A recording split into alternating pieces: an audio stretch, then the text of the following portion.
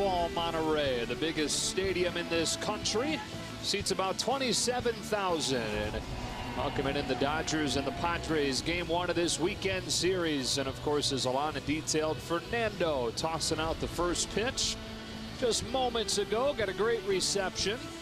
And the lone Mexican-born player on these two rosters caught it. Christian Villanueva got a really good hand. I don't think that was a screwball, though. Looked like it had kind of cut action to it. We are ready to rock. Take a look at the Dodger lineup. Brought to you by 76 for this series opener. Looks like this. Chris Taylor to lead it off. Then it'll be Kike Hernandez starting at first base tonight as Cody Bellinger gets the day off. Matt Kemp is in right, hitting third with Grandal doing the catching. Barnes at second. Farmer at third. Alex Verdugo, whose grandfather was born in Mexico, he's in left. Tim LaCastro back-to-back starts in center. And Walker Buehler does the pitching for the Dodgers. Pitcher for the Padres is 24-year-old Joey Lucchesi. The rookie's been pretty good so far. He has, looking for his fourth win, and he throws a fastball, a curve, and a changeup. You won't see the curve very often, but you might see some pitches that you think are curveballs. It's a churve. He has a combination curve and changeup that he has named a churve. It can break away from lefties. It can break down and in, of course, the same direction to righties, but he can turn his wrist another way and fade it a little bit. Chris Taylor climbs in as the Dodgers look for their third consecutive win. And it is an honor to be here in Monterrey, Mexico. Dodgers and Padres, off we go with ball one high. Dodgers swept the three-game series against San Diego earlier this season. The Padres at 11-21 have the second worst record in the National League, 4-11 over their last 15 games. On a 1-0 pitch, Taylor looks at ball two. Closed captioning tonight brought to you by Wiener Schnitzel. Go back to what you're talking about in the pregame show, though. Got to take care of business against the teams you should beat. And the Padres certainly qualify as one of those. On a 2-0, Chris Taylor takes ball three. You know, the Dodgers have to take care of their own house. They have to feel like we go out and just start winning series after series after series. That's how Arizona built their lead, and that's the consistent play that they need. It's not about winning 10 in a row or 9 out of 11 or some big run. It's about just nice, solid 600 baseball. Lucchesi trying to find the zone for the first time and does. 3-1. That was a big series split against the Diamondbacks this week. At 4-run 8th inning yesterday to get a 5-2 win. You mentioned it, first time this season the Diamondbacks failed to win a series in their 10th. 3-1. Strike two.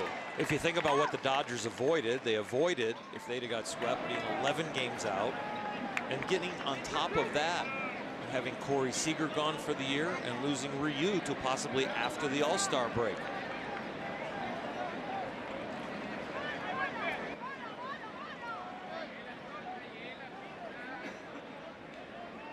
Lucchesi, the 6'5" left-hander, threw his line and home with a payoff, and Taylor hits it foul. Lucchesi is not going to overpower you. That fastball is going to be about 90-91 average, and then he'll drop it down about 11 miles an hour with the changeup. Out of Newark, California, up in the Bay Area. Grew up an A's fan. Going to games with his dad, watching Zito and Mulder and Harden during the Moneyball years. Brings another payoff and misses. Taylor's got a leadoff walk.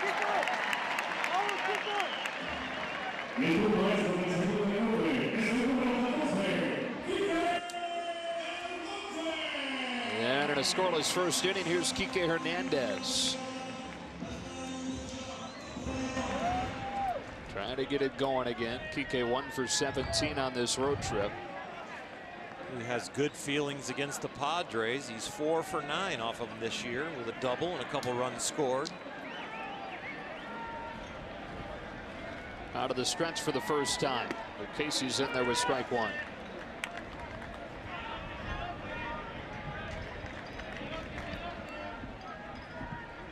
Starting at first today. Third start that he's made there. Cody Bellinger getting the day off.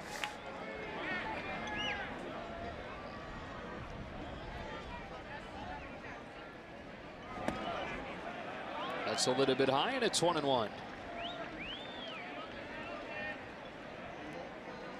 This Dodger offense has not had problems against the Padres in the 3-game sweep. They averaged 10 runs a game. They outscored San Diego 30-10 in those 3 games in a sweep. Last 8 seasons, the Dodgers have beaten the Padres more than any other team in baseball has beaten any opponent. 88 wins the last 8 seasons.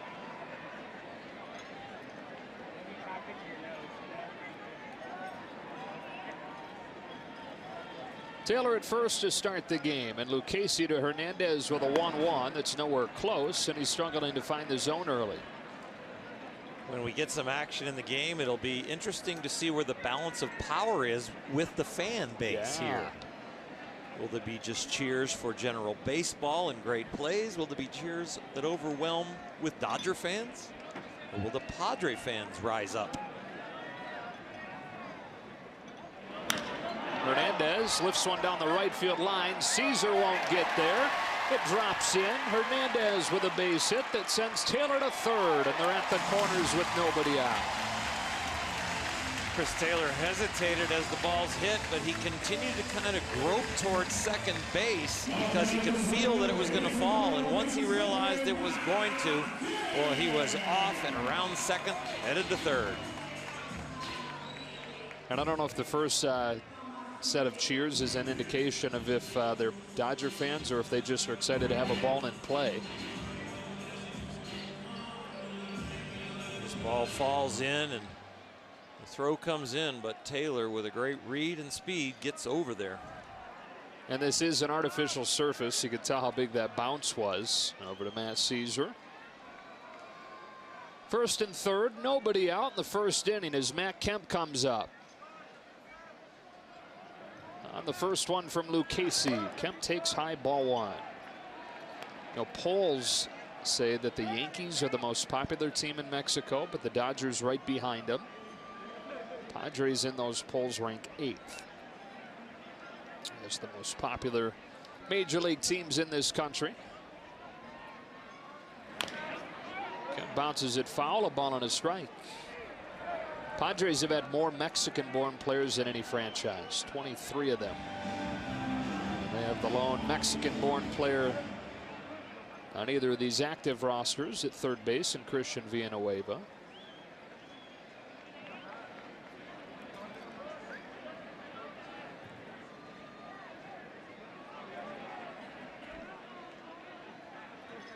On a 1-1 pitch, Kemp pops it up.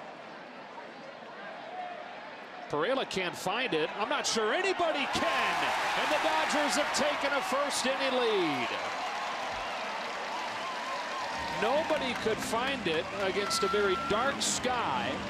And Matt Kemp with one of the oddest RBI singles he's probably ever had.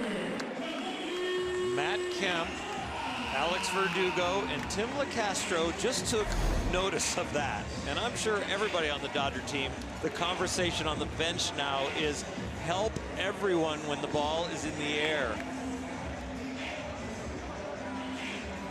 It's like they dropped it out of a helicopter. They were looking for it.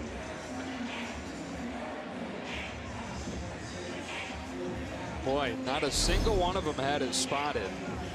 And then it came tumbling down, and the Dodgers have a 1-0 lead with men at first and second. Still nobody out.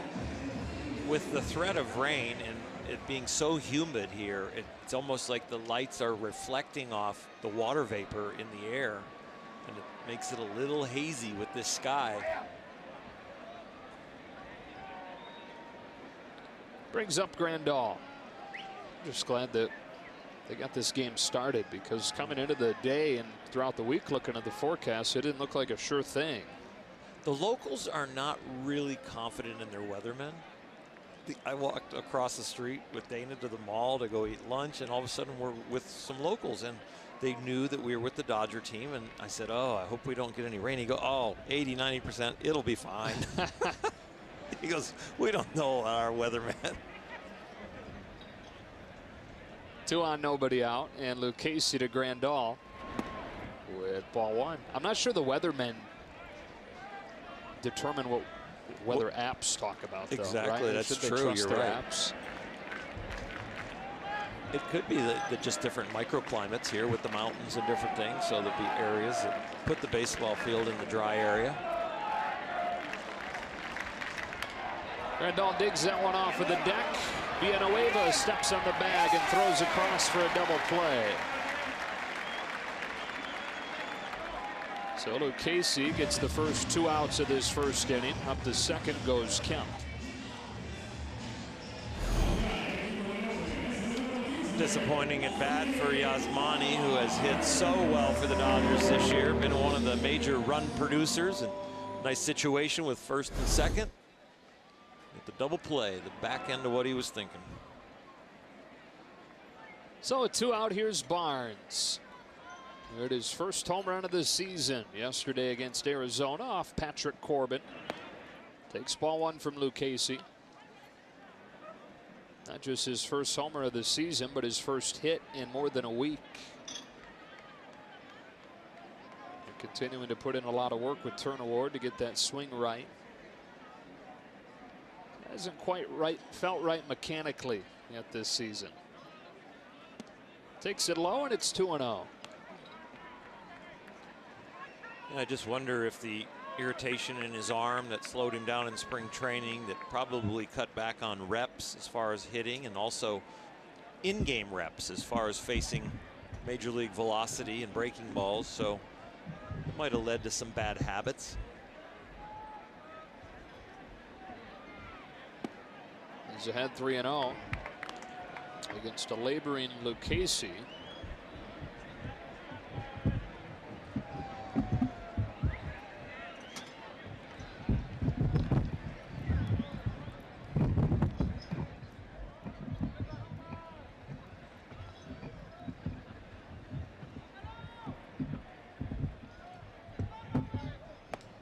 That's a strike, 3-1.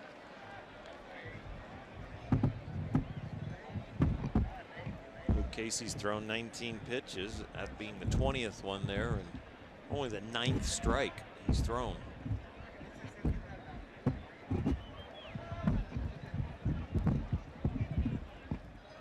Here's a 3-1. That's a strike, 3-2. I hope the wind we're hearing isn't the storm coming in. Yeah, I can see a little bit of rain starting to fall too out in front of those lights. Or is that the lights reflecting off the dew like you're talking about? Yeah. Flags are starting to ruffle a little bit. Runner at second, 2 out, and a payoff pitch is taken high. That's ball 4. Second walk of the inning issued by Lucchesi. And it's kept alive for Kyle Farmer.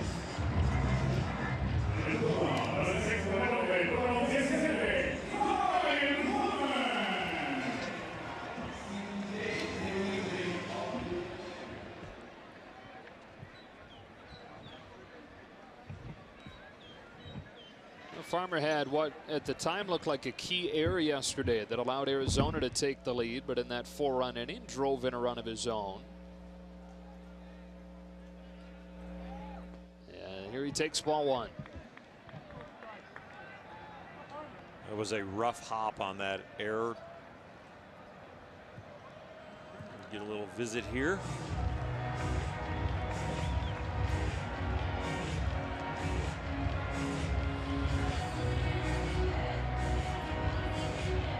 Lucchesi, 4th-round draft pick in 2016 at a Southeast Missouri State.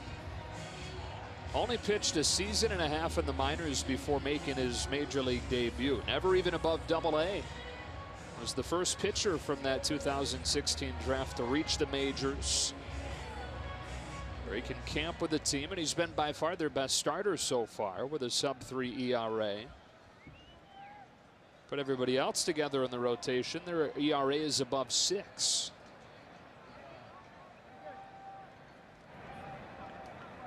The 24th pitch of this first inning is taken low. 2 balls, no strikes on Farmer. A 26th man was allowed for the Clubs traveling here to Monterrey, but it was a position player.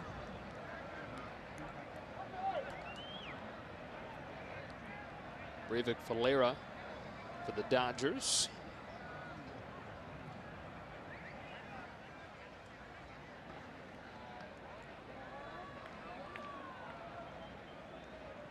On a 2-0 pitch.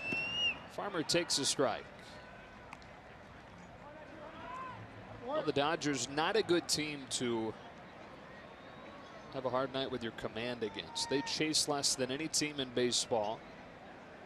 And in this first inning, it's led Lucchesi to having to throw more than 25 pitches. Couple of walks, couple of hits. A 2-1 pitch. That's high, and it's 3 balls and 1 strike.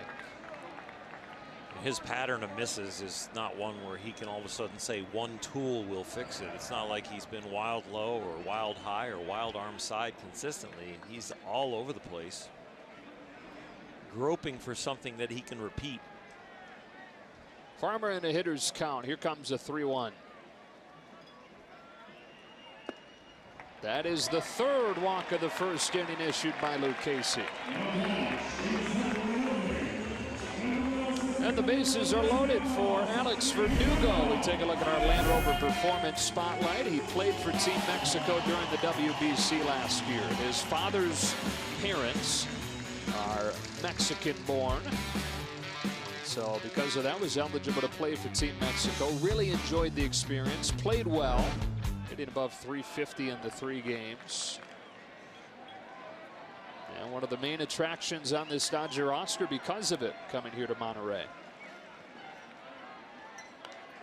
Fouls off the first pitch. You got a hanging curve. It's the changeup curve combination. One of the more impressive things about this young man is how calm and professional he is in the box. But when he decides to swing, it's a full swing. You barely get him to check swing or be hesitant in between like a lot of young hitters. It's a very sharp read on the ball out of the pitcher's hand and which way he's going to go. It's a big at-bat early in this game. Dodgers with a chance to really make Lucchesi struggle with command hurt him. Only 1 in the bank so far, but the bases loaded and 2 out.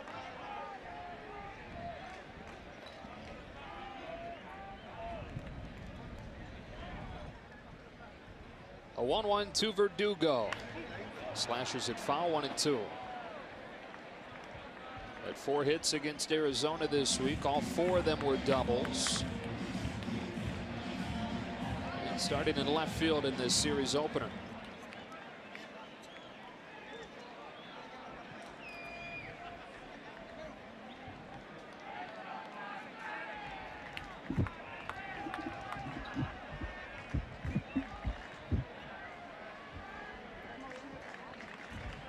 Two out, bases loaded in the first, and a 1-2 pitch. Fouls it again. And Alex Verdugo's early time here, he has really rarely been fooled. And boy, he is looking like he is locked in right here, even though first time he's seen Lucchesi. Left on left situation, and it might as well be a right-hander that's thrown it dead straight.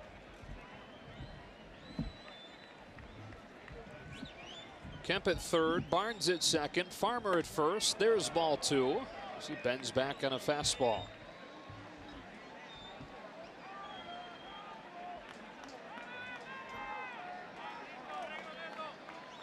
First inning has been an issue for all the Padres starters this year. 33rd pitch of this first inning for Lucchesi is a 2-2 to Verdugo. Bounced up the middle. Pereira's going to get to it. His feed to second is in time, and that ends the inning. They're going to say, hold on, we'll take a look. Dave Roberts asking Bob Guerin to get on the horn and See what he thinks. Taking a look at the replay there to see if Farmer perhaps got in safely.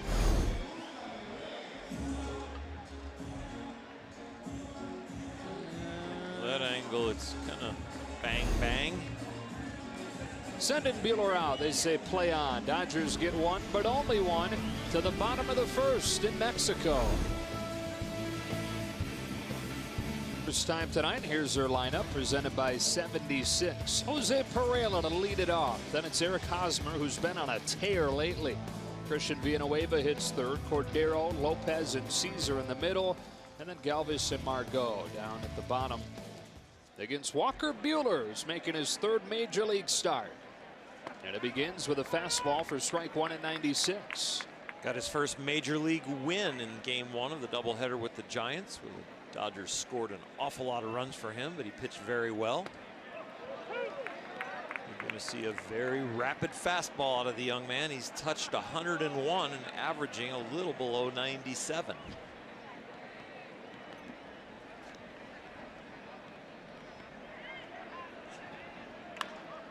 Pereira hits it foul. No balls, 2 strikes.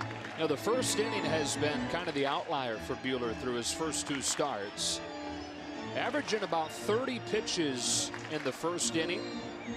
After that, he averages around 15 pitches per inning. And the thing that changes is the velocity goes down. So he's been averaging 98, 99 in the first inning. Tones it down to 96, 97. And snaps off a breaking pitch to get Pereira for the first out of the night. And when he's dialed back on the velocity, that's when he's been much more efficient. Yeah, and it's just a mindset change. It's setting the mindset from adrenaline as hard as you can to let's hit the spot first. The velocity that he has naturally is fantastic. He doesn't need anything extra. He could really pitch at about 80 to 85% effort level. Rain's coming. Rain's here. We didn't have much warning there. No, I'm sorry. I didn't give you any warning. That's a strike on Hosmer. I'm like a local weatherman, according to your friends at lunch today. When the Dodgers decided not to pitch Clayton Kershaw down here, I think it had a lot to do with the possibility of rain. Also wanted to give him a couple extra days rest, so you get a combination of reasons why you make decisions on your roster, on your lineup, on what's going to happen. And I think just every decision the Dodgers make, they weigh all of it, even down to the detail of what's the possible weather. Obviously, the other thing, Arizona coming in next Tuesday, he'll start Schedule against them. And at this point, you prefer to have your ace go against the division leader as opposed to the Padres and the cellar. At 11 and 21. A 1-2 and a fastball at 98 buzzes him for ball 2. Eric Hosmer red hot here in his first season as a Padre. How about this? In his last 34 plate appearances, he's been on base 21 times. It's a soft bouncing ball to second. That's Roston Barnes is playing tonight. 2 up and 2 down for Buehler. It's been very nice to watch Walker Buehler pitch up here. Get his first win. This will be his 3rd start. And it's really been kind of a soft landing for him. He got to pitch against Miami, San Francisco, in San Francisco, not an offensive park. And then now here against the Padres. But this stadium is a little bit, you know, it's full dimensions, but the ball seems to carry real well here. We'll see how the rain and the wind affects that. Christian Villanueva with 2 out, takes ball 1 low. But yeah, but another low-tier offense. Exactly. Marlins, Giants, Padres, all in the bottom of baseball. And it comes to runs per game. So easing Buehler in. Defensive swing, fouls it off 1-1. Facing the big star this weekend here in Monterrey. From Guadalajara, Christian Villanueva. It's the National League Rookie of the Month. So it's not just that he's from Mexico, but he has, in a lot of ways, been the Padres' best hitter so far this year. 2-1.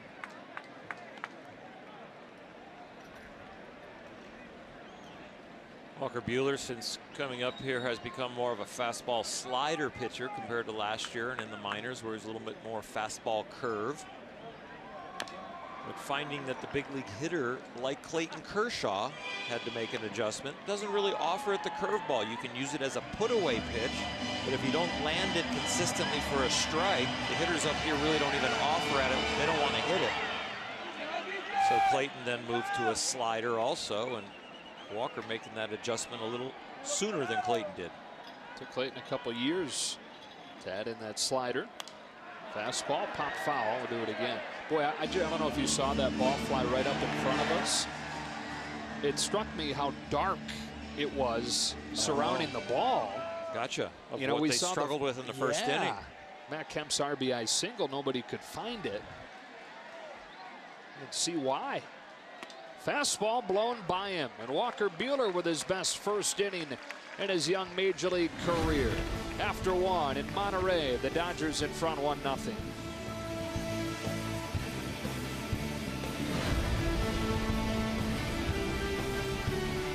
This weekend series, including a fan fest around the ballpark where kids got to come and take part in sliding drills. There were batting cages. Look at these rising fastballs, though. Slow down. No speed pitcher.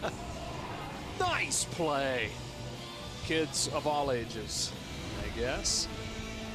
And there's Dodger Stadium on display. A little bit of a museum out there to show people where the two teams came from. It was a 10-piece band humming along down there as we walked up the ramps on the outside, getting ready for a lot of people to pour in the stadium so they could have a party about an hour, hour and a half before the game started. 8-9-1 here in the second. Timlo Castro. It is 2018 debut yesterday. First one from Luke Casey is a strike.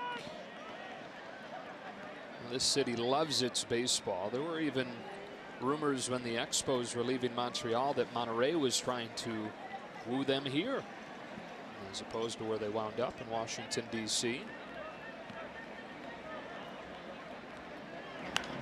That's it, foul, and it's 0-2.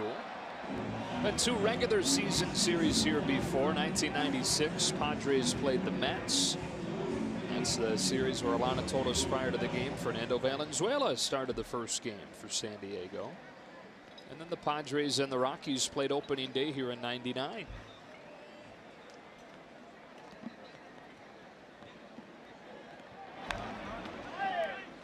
You watch Luke Casey's mechanics, you see a lot of Clayton Kershaw. The outstretched arms over the head as he begins his windup just to kind of get set with his posture. And then you'll kind of see a secondary leg kick at the bottom. Not quite as deceptive and as hesitation move as Clayton, but he still does it. That's more Clayton from his stretch. And then leg kick goes up, down, stop, and then go. So it's probably not going to surprise you when I tell you that his favorite pitcher is Clayton Kershaw. I was leading you there. Thanks, partner. I knew that. Good job. I'm going to stick to the baseball mechanics, and you could do the history. So he's picked A.J. Ellis's brain about Kershaw and what's made him great. Boy, about knocked a hat off his head with a windup there. Gets his first strikeout of the night. So Castro is out number one. But A.J.'s told him all about Kershaw's preparation, his between start routine, and then just the way that he carries himself on a day-to-day basis. And 24-year-old, very hungry to learn. And A.J. Ellis has appreciated that about him. When you stretch your hands above your head the way Luke Casey does and Clayton does, it's a great posture check. Stretch up like that. People will teach you with posture to pretend like a string is being pulled onto the top of your head. Lift your arms down to your side. You got a chance to like slouch forward or arch your back, but it really gets everything in line, and then you can flex down into where you want to be. It's like yoga on the mound. What position is that on? With your hands up over your head? It's like a candlestick. I like it. You just go there. 1-1 on Walker Buehler.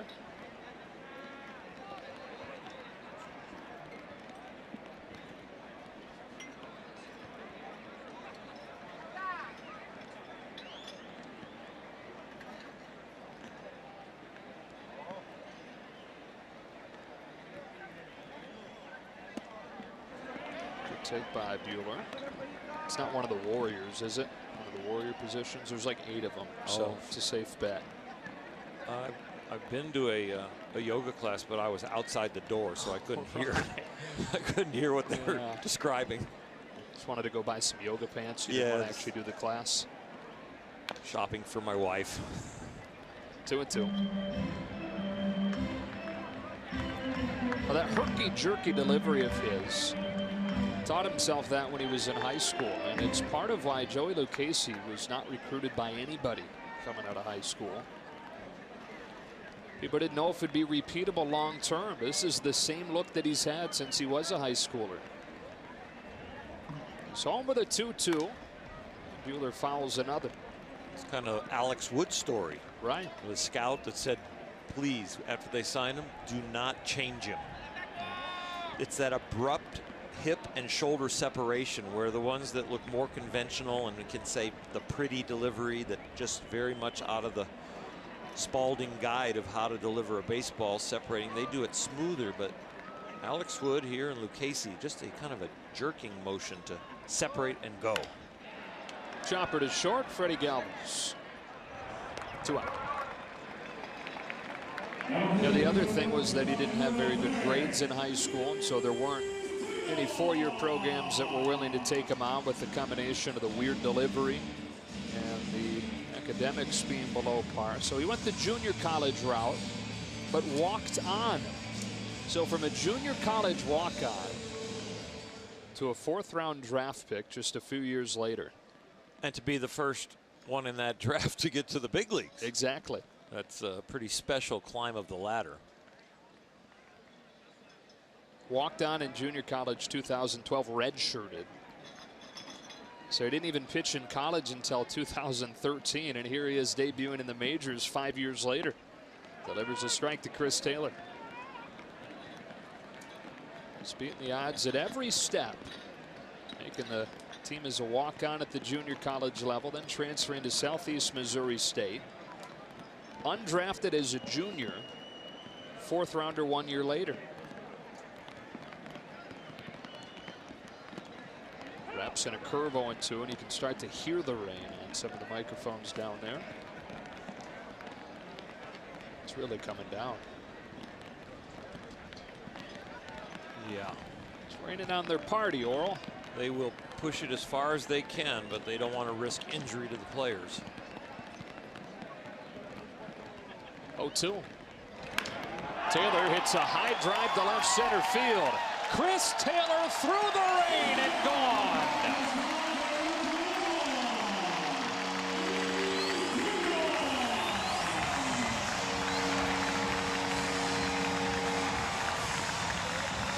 All we need is lightning. Chris Taylor to be up there, hit it through the rain and be like the natural. Where's Robert Redford? We got the whole scene working here.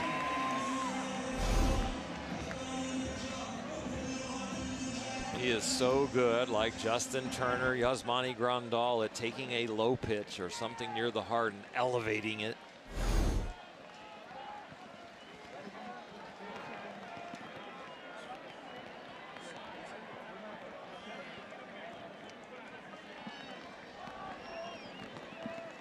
So the 5th of the season for Chris Taylor has the Dodgers in front 2-0 here in the 2nd.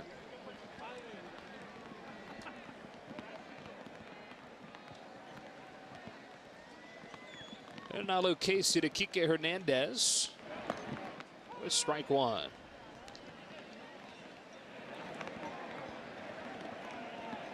Boy, I don't see this going too much farther. I don't think they'll worry about hitters in the little bit of rain dropping off their helmet. It's the playing surface, and we're got AstroTurf, but it's the dirt areas, and especially the base paths, the batter's box, and the pitching mound. And the first place usually you see it is on the mound because it's used so much, and there's a tendency to slip there on your landing leg. The next place, of course, the batter's box gets so sticky and slippery as the guys stride there.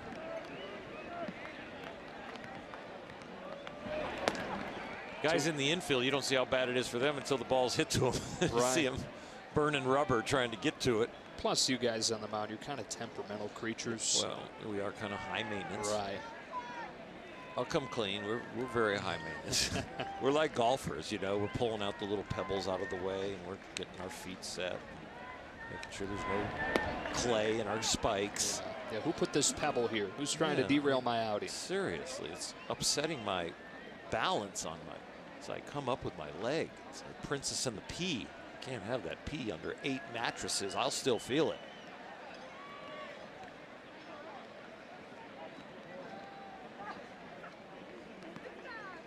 Two-two.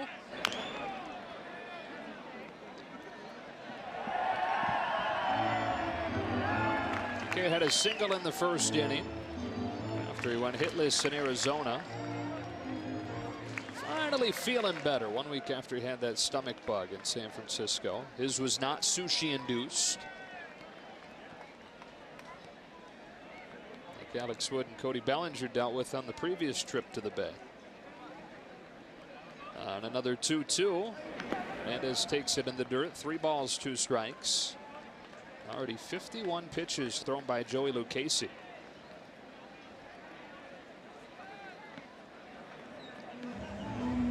Change the pelotas. Get some dry ones. I don't know the word for dry in Spanish.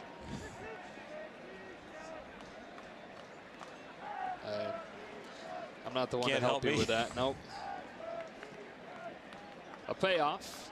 Hernandez strokes one way back to left field, and they've gone back to back. A no-doubt shot for Hernandez, and a 3-0 lead for the Dodgers.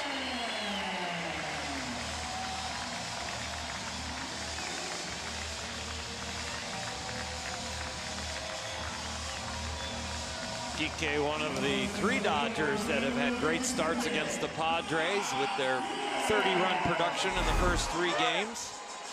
And with Kike, this ball is up, and he crushes it. Just gets enough of the barrel. Looked like it was near the end of the bat, but the complete ball was still on the bat. But he and Matt Kemp and Yasmani Grandal have done well against these Padres in the 2018 season. How about the top 3 in the orders so far in this game? They've reached all 5 times, scored all 3 runs. Matt Kemp drove in the first one of those runs. First pitch, Sherv, ball 1.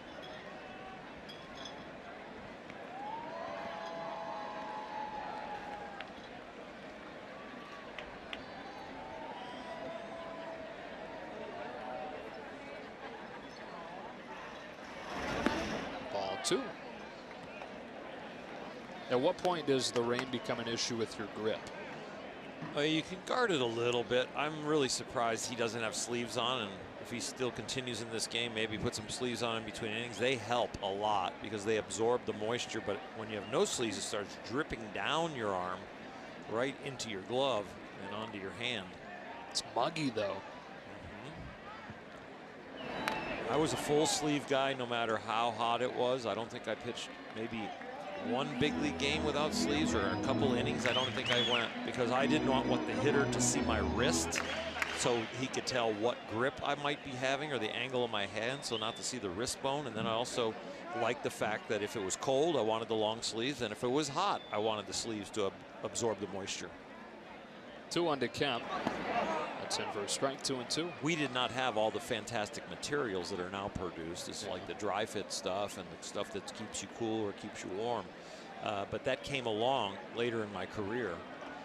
We were used to just cotton sleeves or wool sleeves. The wool ones, when they get wet, they would stretch. I got rid of those in a hurry. I went to cotton. Went to Coogee. Yeah, went Coogee. That'll be May 12th for the alumni game at Dodger Stadium, 4 o'clock. Come on out there. That's going to be a lot of fun. I think it's also a hat, 60th anniversary hat giveaway. So you get 2 games. I don't think ours will be a complete game. Complete game in the alumni game is like 2 innings. Right.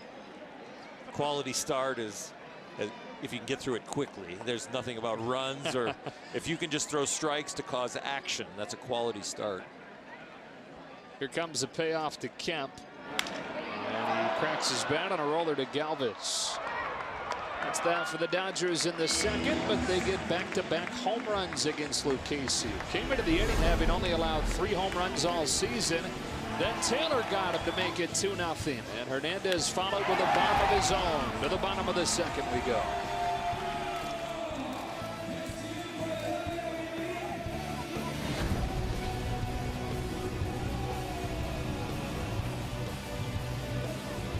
Middle third of this Padres order with a 3-0 lead.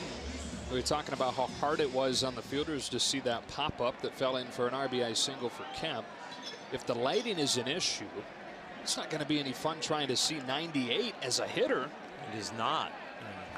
Casey on the other side, he maxes out at about 91.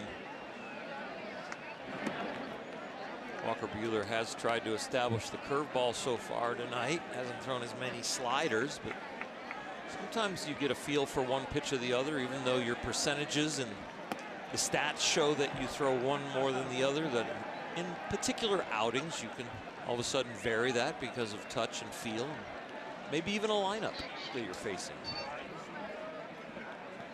Here comes with the 1-1 to Franchi Cordero, and it's a fastball to 97 for strike 2. Two very talented young players facing off here. Cordero, a 23-year-old rookie, loaded with tools. On a 1-2, takes ball 2. Walker Buehler really frustrated about his pitch count, even in the minor leagues, but here tonight, really showing a mature rhythm on the mound. And he has really started to pay attention to detail on the mound. You were teasing me about a prima donna and kind of high maintenance. I described myself. He's becoming high maintenance, and really watching how his foot goes onto the rubber, watching how his leg kick affects that foundation, because you stand on one leg for a living. Think about it. You kick your leg up, stand on the back leg, then you plant as your other leg comes down, and you land on the front leg, and that is totally your foundation of your delivery. So he's gotten very particular about what's going on in the lower half. He walks Cordero to start the second, and now Rafi Lopez, rookie catcher, takes a strike. Yeah, career high 94 pitches in Buehler's outing in San Francisco last weekend. 34 pitches in the first inning. So after that, he was much more efficient. Carried that on to the first inning tonight.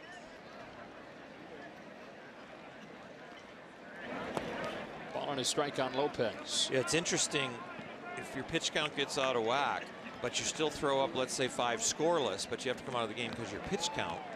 You go back as a pitcher and you look at your mindset and your mentality, and you look at how you went about your business as far as statistics and strike throwing ability. And if you can throw a strike 2-0 to get back into counts, to not walk people, then why not have the mentality of the 2-0 pitch on the 0-0 pitch? Because it's good enough. If you're getting it by in the 2-0 pitch and they're swinging or they're taking it for a strike, that should be your initial pitch.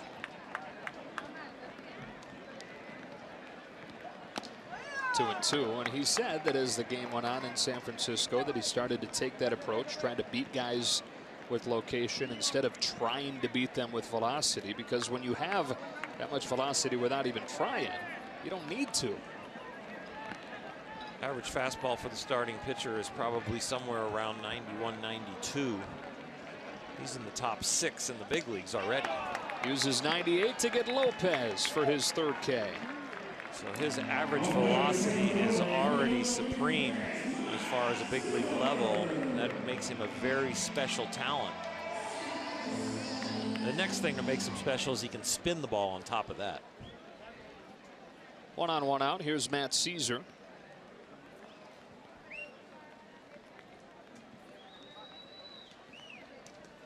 And that slider of his had one of the tightest spin rates in all of baseball last year. Fastball fouled off, 0-1.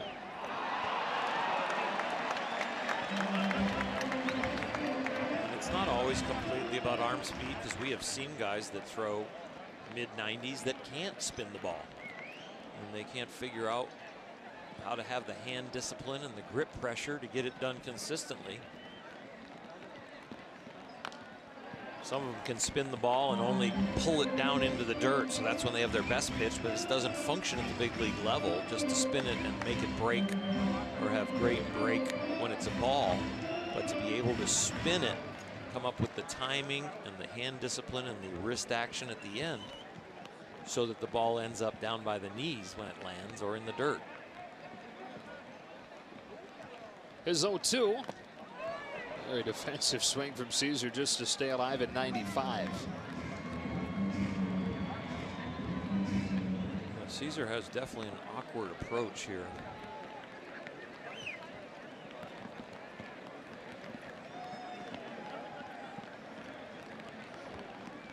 That's Cordero at first and 1 out. Another 0-2. This one in the corner for strike 3. And Buehler with 4 Ks over his first 5 outs tonight. We're used to seeing Walker Buehler with 30 pitches still be in the first inning, but 1 out away from finishing off the second. And this fastball in the outside corner with a very strong hand. Yasmani Grandal held that one in there. We talked about the soft landing they've gotten, them facing the Marlins and then the Giants and now the Padres. First one to Freddie Galvis, a breaking pitch for a strike. Padres have the highest strikeout percentage of any team in baseball. Struck out 45 times in the 3 games against the Dodgers in April. Out of the fastball and a generous high strike, 0-2. It's a little reminder of the Milwaukee game when the Dodgers were striking out all the Brewers last year. Last June. Kershaw game, extra innings win. Here comes an 0-2. Galvis is sitting there saying, man, it's 98. It's hard enough to hit as it is, and you're going to give him a strike at the letters, and it's dark out. I can't see the ball. The lighting in here.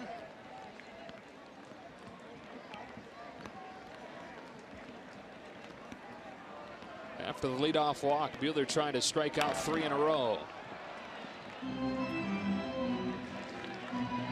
And the players are going to be very patient with the conditions and the weather. They understand how special this is for the fans of Mexico. They understand how much Major League Baseball is reaching out internationally and loves to take care of the people that love the sport. 0-2 again. We haven't seen either manager come out and want to talk to the crew chief about, you know, do you think we can continue? They understand that they're going to do their best.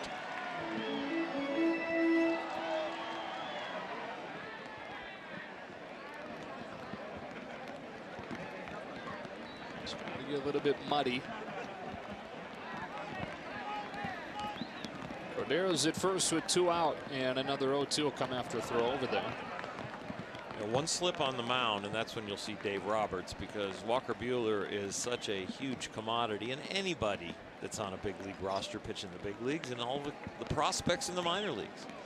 And that will be the final straw for Dave if he sees that. Galvis pops it into center field. Let's see if Tim LaCastro can find it. He does. And that's the inning. Leadoff walk, but then down in order. We're through at 2 in Monterrey. The Dodgers lead at 3-0.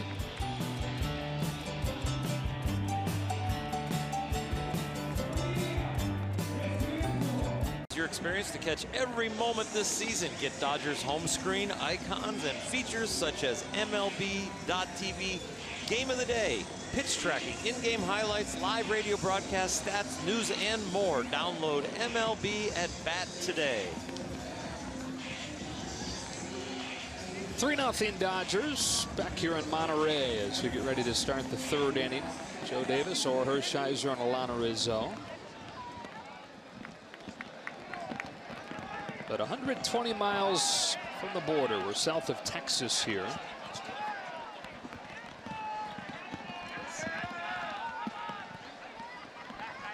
Yasmani Grandal ready to lead this inning off.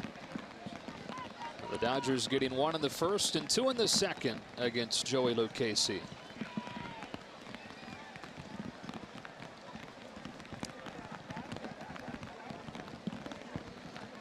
First pitch of the inning is an off-speed pitch in there for strike one, and we have a very special guest with us. The Commissioner of Baseball, Rob Manfred, joins us. Rob, we appreciate you coming through the rain. I can see some sprinkles on the shoulder. And it is raining out there right now. I can verify that for you. Unfortunately, it's raining. That said, what a special weekend it is to be able to bring Major League Baseball here to Monterrey. Yeah, really, it's been an exciting time. I think that, you know, I was out and about in Monterrey all day today. Really great buzz, particularly a buzz about the Dodgers being here. You know, it's really important that, you know, we rotate among our franchises with these international events, but it's always great to have one of your iconic franchises with you on a trip like this.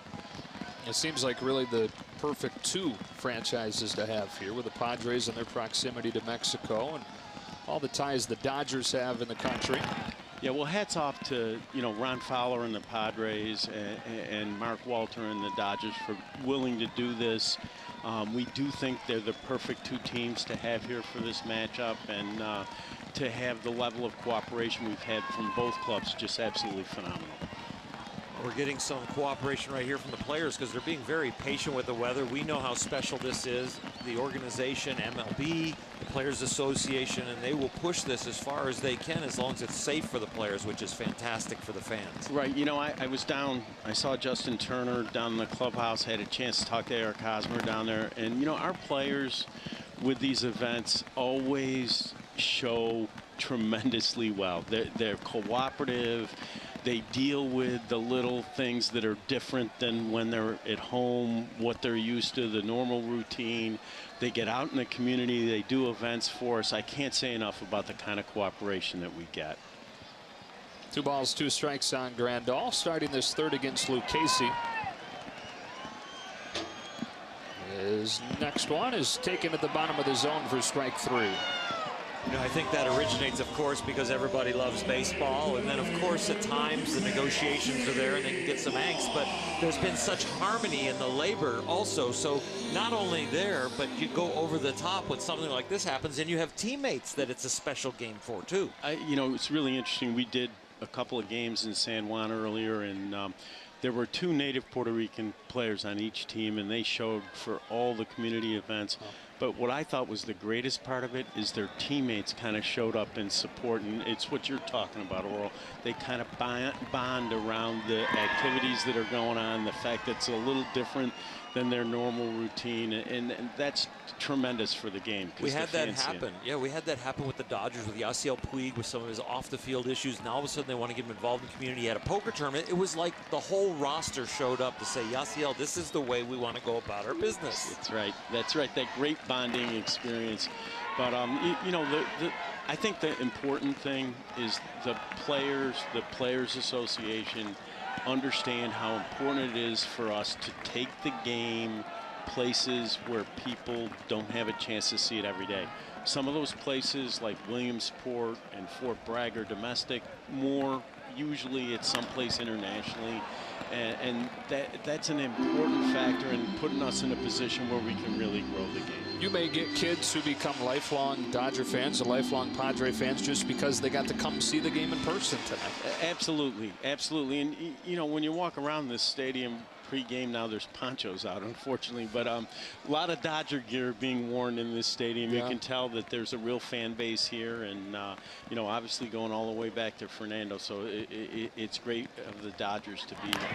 Barnes hits a bouncer back to Luke Casey. Throws a wet ball for out number 2. You've been in the commissioner's office for a long time, now at the top. And I remember our days together when I was a player and going internationally out. Has anything changed as far as goals for international or philosophy since you've taken over? Well, you know, I think one thing that's changed in terms of philosophy is I think we are more realistic about the need to have our very best franchises show for games. We want to pick, you know, early on I think it was about, you know, who can we take where the replacement cost isn't too high, whatever. We're kind of past that. We're fortunate there's money in the game, makes everything in life easier. But to have a matchup like this, or to take Cleveland and Minnesota, where they have 4 native Puerto Rican players, to Puerto Rico, picking them for their appeal in that local market is something that's we're a lot better at now than when you and I were doing it at the beginning. Oh, you know, we were crossing bridges that we'd never crossed before. That's right. As far as all the different components you need to bring Major League Baseball to a remote area. That's absolutely true. Absolutely true. I think in terms of goals, you know, the fundamental goal of growing the game remains the same. I think one thing that's changed a little bit, we are focused on the idea that over the right period of time and after certain issues that we have been resolved, we'd like to be a 32-team league. We think that it creates some opportunities for us. And when you start thinking about expansion beyond the 30 great markets that we have right now. And outside U.S. and Canada. That's right. You start thinking maybe Mexico would be a possibility. How do you go across the pond like the Pacific without 2 or 3 teams over there? It would be hard to do that. I think travel would have to change, you know, be just faster than we're able to do it today.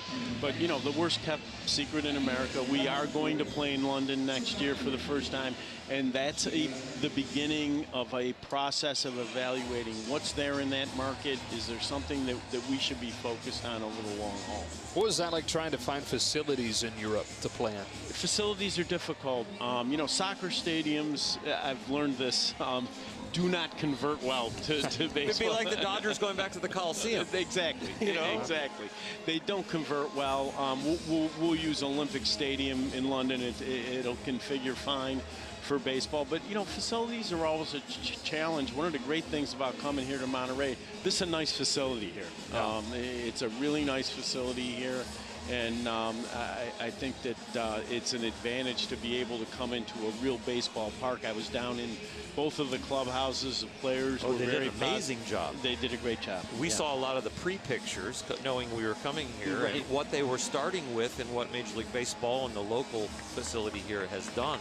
And the players were blown away. They walked in all smiles. Yeah, there were actually a player who shall remain nameless said, you know, this visitors clubhouse is better than 1 or 2 that we deal with on a regular basis. I know exactly where they're talking, but we don't have to mention We don't those have places. to get into that either. We'll do a Twitter survey later. Player stays nameless, clubhouse stays nameless. That's right. Where did the commissioner, what was he hinting toward? Kyle Farmer takes strike one after they get that mound fix.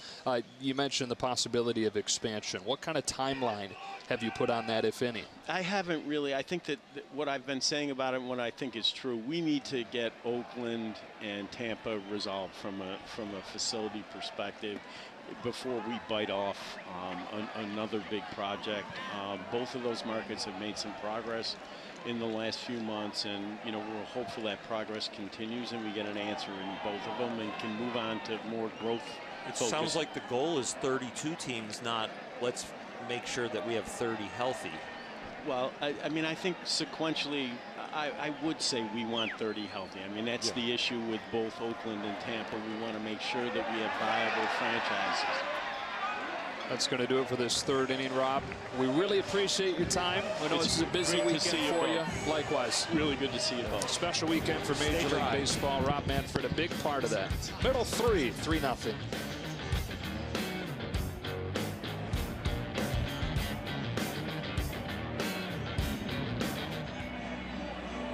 It is. It's back to almost the early sprinkle that, as you warned us so quickly that the rain was coming and then it was here. But I'll tell you what, as long as they can get the surfaces so that the mud is not slippery, and then also that it doesn't cake on your shoes too much. So they've done a nice job on the batter's box and where the catchers have to squat down, and now on the mound, of course, too. And players are being very patient, and so are the managers, and they're going to get this one in. I think we'll play at least 5, and I think they'd even play through the rain through the night as long as it's safe. Walker Buehler has walked a man through his first 2 innings, but that's all, striking out 4. And he didn't waste any time settling in tonight like he kind of did in his first 2 starts. He did not. Took the mentality of the 2-0 pitch for strikes right away in the 0-0 count. Took the mentality of thinking about precision over power. And that kind of mentality for me is going to be something that he's going to use the rest of his career. Until 98-mile-an-hour fastballs turn into 95, and then they turn into 93, and he's 42 years old, and he's going for his 300th win. That's what he should go with. Right. That sounds like a good plan. I'm sure he would agree. Yep, he'll take it. He starts Manny Margot with a fastball for a strike. 8-9-1 for the Padres in this third. Dodgers didn't see Margot when they played the Padres earlier this year. He was on the DL with bruised ribs. Breaking pitch has looked sharp all night. 0-2. The other thing that enhances your command is confidence. So if you can get a new plan, new mentality, start throwing strikes, getting ahead, boy, it starts to relieve the tension in your arm. And when it is free and easy and athletic, it is so much easier to repeat than having that little bit of tension of aiming in there. The first MO gives you like about a foot and a half of good release points, and the other one gives you something like you're trying to throw a dart.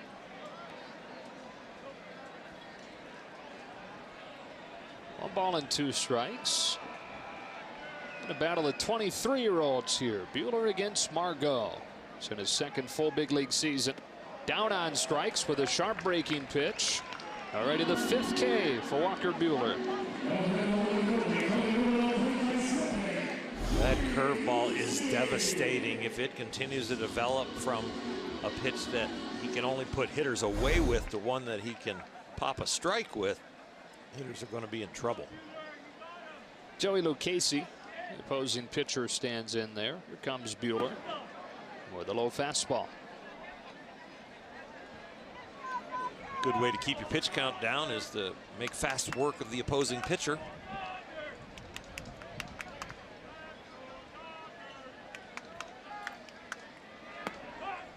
Falls behind him 2-0 here. It's easy to forget that Walker Buehler didn't make his professional debut until August of 2016. We're not just talking big league debut, his pro debut. It's less than 2 years ago. First round pick in 2015, but soon after that had Tommy John surgery. And so he had 3 games in late 2016, but that was it.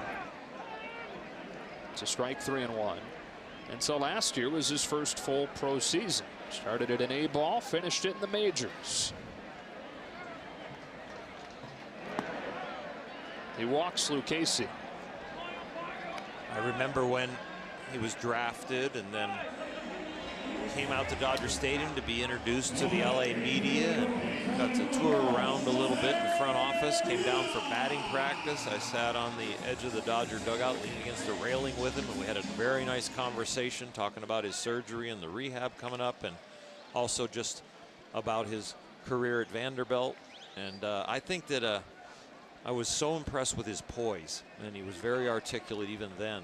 And it was like, okay, if this arm gets healthy, this guy could be special. Second time through the order for the Padres, still looking for their first hit against him. Jose Pereira struck out on 3 pitches to open the game, and here he takes ball 1. Buehler faced live hitters less than 1 year after his Tommy John surgery. First time that he threw live batting practice, he touched 98. Less than a year? Wow. It was harder than he'd ever thrown at Vanderbilt before the surgery. That is not the norm. Yeah, that's kind of a wife's tale that you come back throwing harder. Well, some people do, and they seem to get the advertisement. And the reason they do is because that ligament might have been in trouble for a long, long time, so their velocities go down. But now when you get a healthy ligament in there and the arm is held together. But do not get a healthy ligament repaired. Do not even just get an irritated ligament repaired. It is not going to increase your velocity, make you a better pitcher. You need to rehab that, get it better.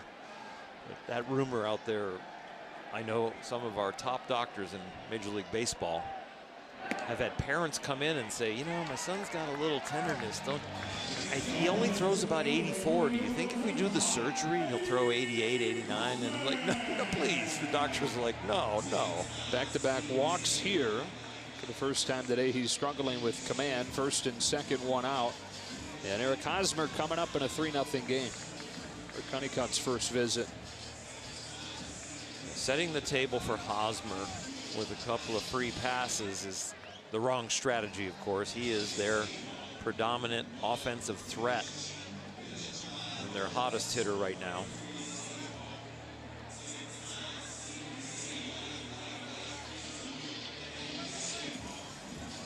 Plate umpire John Tumpane out to break it up.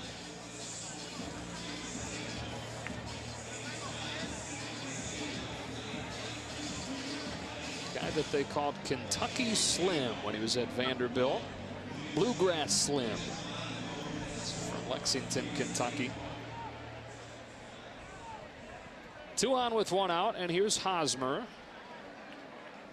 Best opportunity for San Diego today.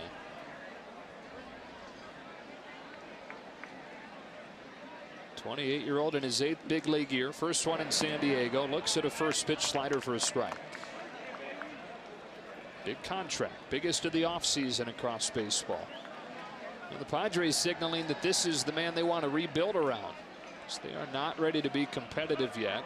But the length of the contract is one that will have him as part of the group when they are competitive if it goes as planned. Buehler quickly back in there. He's ahead 0-2.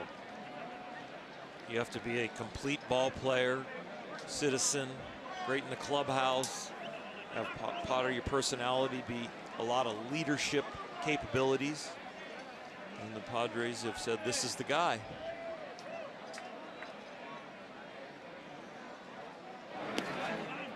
Well, this is the guy who, after the Royals won their first postseason series in 30 years, a couple of years back, he tweeted out that he was at the bar in downtown Kansas City, and any Royals fan that wanted to join him could.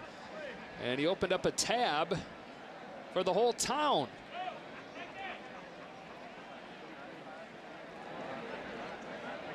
$15,000 bar bill. Wow. After 1 hour. Then he decided to go home. Let's close it out. He didn't have too much. He just had enough. They had too much, yeah. Right? Pokes one to third. That's Farmer. That's 2. And Buehler's out of the trouble in the 3rd with a double play, sending us to the 4th and a 3-0 game.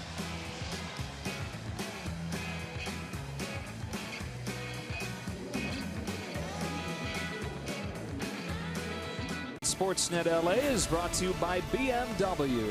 See a Southern California BMW Center today for exceptional offers, or visit SoCalBMW.com.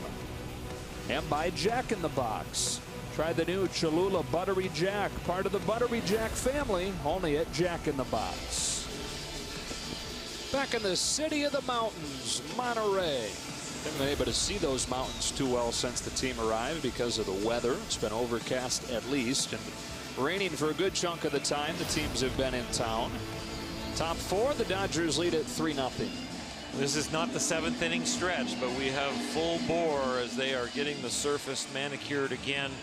A lot of the diamond dry that they use. And again, just an example of the patience and how important these games down here in Monterrey are. The ground crew doing a fabulous job to get the field ready before the game, and now continuing on here.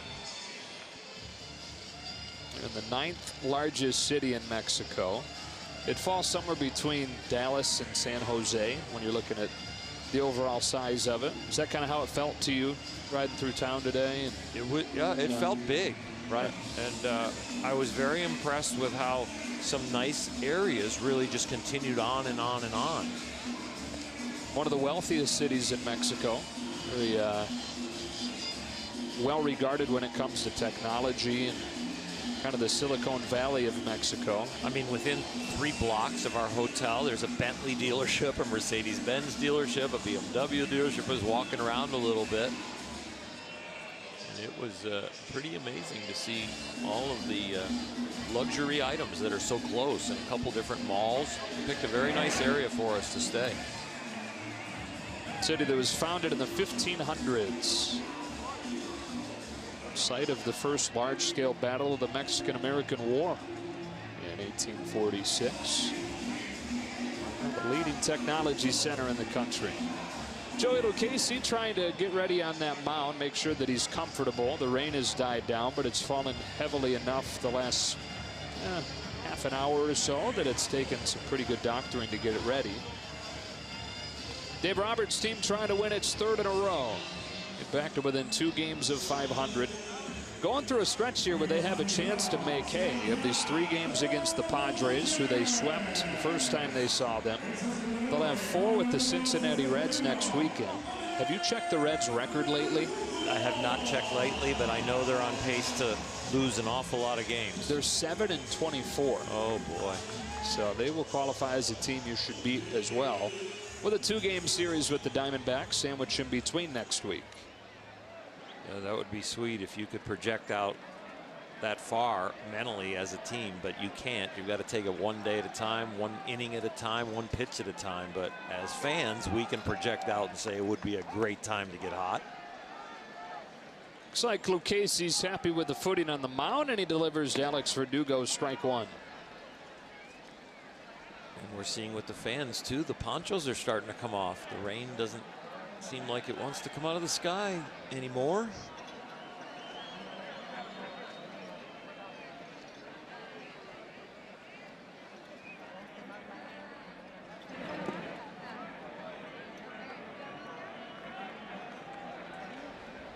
One ball, 1 strike on Verdugo.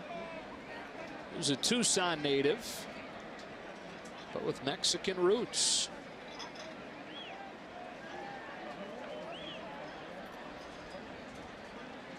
Here's Lucchese's 1-1. Slaps it foul over the Dodger dugout, 1-2. His dad Joe's parents were born in Mexico. Mom's side from the Midwest. His parents are staying with him at the hotel. Saw them today in the lobby. This is a heck of a trip for him. Got to go to Phoenix, about an hour from his hometown, and then this trip here. He has had his eyes open to the big league lifestyle very quickly.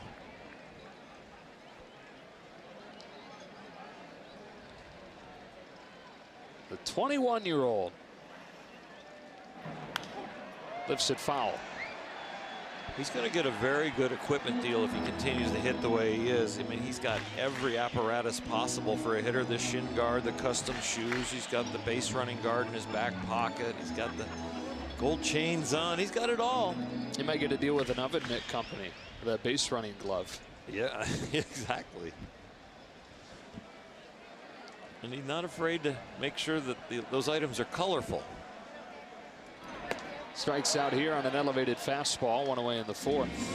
Only his 2nd strikeout since being here in the big leagues. That's one of the things that he has been very good at, making contact and having very solid at bats. We haven't seen him swing at many balls out of the strike zone. So Casey's 4th. And it brings up Tim Locastro.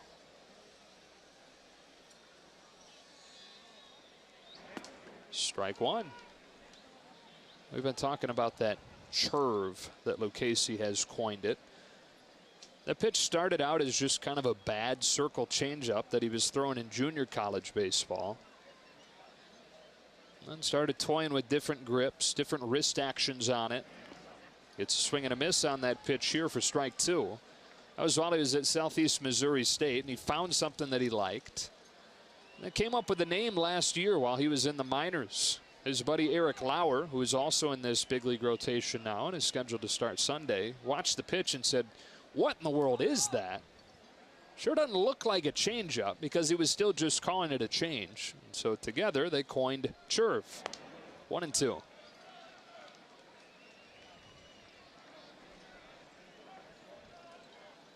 It's interesting, even in charting, when people chart pitches, they say this is what this is, but then you go to the player and you ask him, what are you throwing?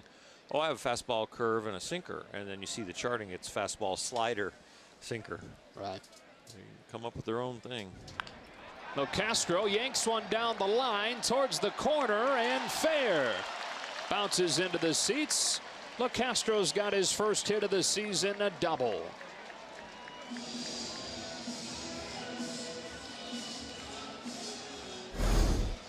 With his speed, anything in the gaps or in the corners to the left side is a sure 2-bagger.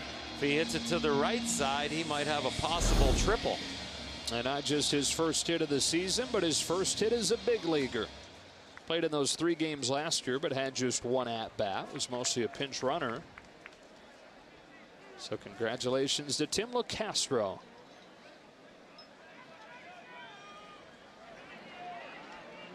One away for Buehler. Bounces one off of the plate. Lucchesi for the second out.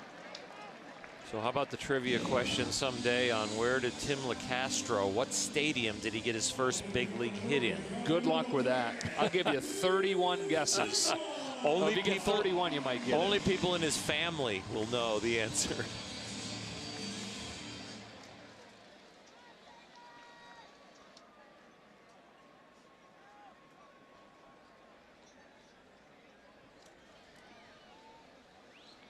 So a 2 out. Here comes Chris Taylor, who took Lucchesi deep his last time after walking in the first inning.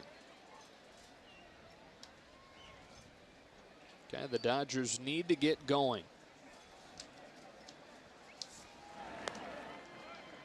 Came in with an on-base percentage below 280.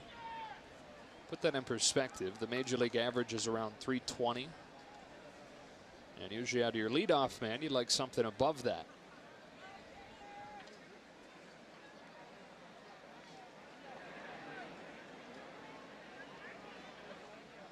On this 1-0 pitch. Swings through it, strike 1.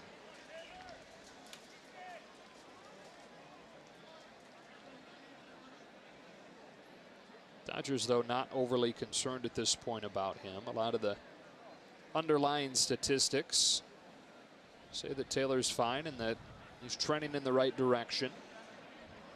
There's not been any change in approach necessarily, any change in the quality of the batted balls. And some bad luck sprinkled in there. Coming inside with a 1-1. Taylor takes it for ball 2. You think about the Dodgers over the last few years, really searching for who could be the leadoff hitter. You know, it was going to be Andre Ethier, he gets hurt, then it's got to be Chase Utley, and now we don't have anybody. Now you have Chris Taylor, but you also have guys on the roster like Alex Verdugo could turn into that possibility. Tim LeCastro out on second base could turn into that possibility. So now they're starting to find the alternatives to that solution.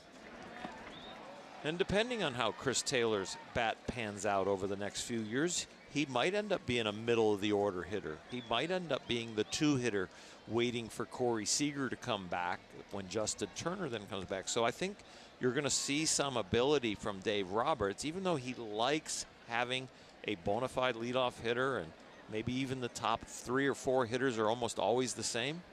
You're getting some chances to have alternatives. Takes this one low and away to work the count full. And really, it's those borderline pitches that have tended to stack up against him. He's taken a lot of strike 3s. Not been too many, though, that have been right down the pipe. There've just been kind of an inordinate amount of good 2-strike pitches made against him.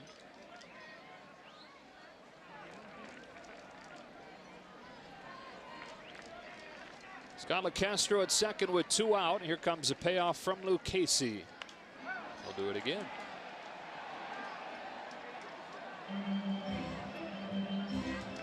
The 2 solo home runs off Lucchesi, and then a ball that was dropped in because it was hard to find in the sky. So, you know, it looks like he's not pitching well with the elevated pitch count, but pitching around some tough times other than those 2 solo home runs.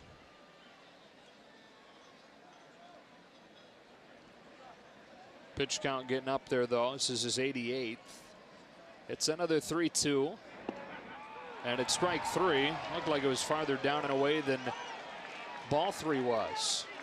That does it for the Dodgers in the 4th inning. They lead at 3-0. 1, and away we go in the bottom of the 4th.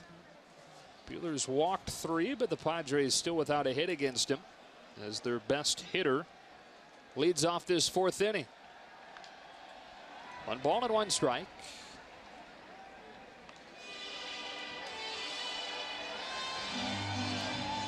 The a native of Guadalajara, Mexico. He's one of 14 Mexican-born players currently in the majors. Made his big league debut last September after 8 seasons in the minors. Originally signed out of Mexico by the Rangers. He was blocked by Adrian Beltre, so he was happy when they traded him to the Cubs. But the next year, the Cubs drafted Chris Bryant, and he was blocked by him. Pops this one up. That will get out of play, and it's still 1-2. So then he signed a minor league contract with the Padres prior to last year. Had a huge season in AAA. And in a couple of weeks in the majors last September, hit 4 home runs.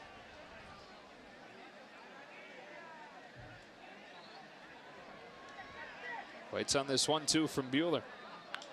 And yanks it to deep left field, sending Verdugo back. Able to make the catch, 1 away. Celebrate Justin Turner's 2017 NLCS game-winning 3-run homer on Wednesday, May 9th when the Dodgers host Arizona. Be one of the first 40,000 fans in attendance at Dodger Stadium and take home a Justin Turner walk-off home run bobblehead. Presented by State Farm. Visit Dodgers.com/promotions. Franchi Cordero with 1 out, bases empty in the 4th. Looks at strike 1. He's one of the raw young players the Padres are excited about. Want to see what they've got. The 23-year-old rookie's off to a nice start this year.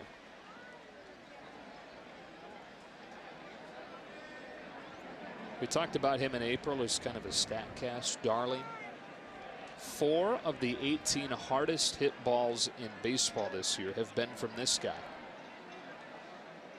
Only guy that's hit more balls that hard, Giancarlo Stanton.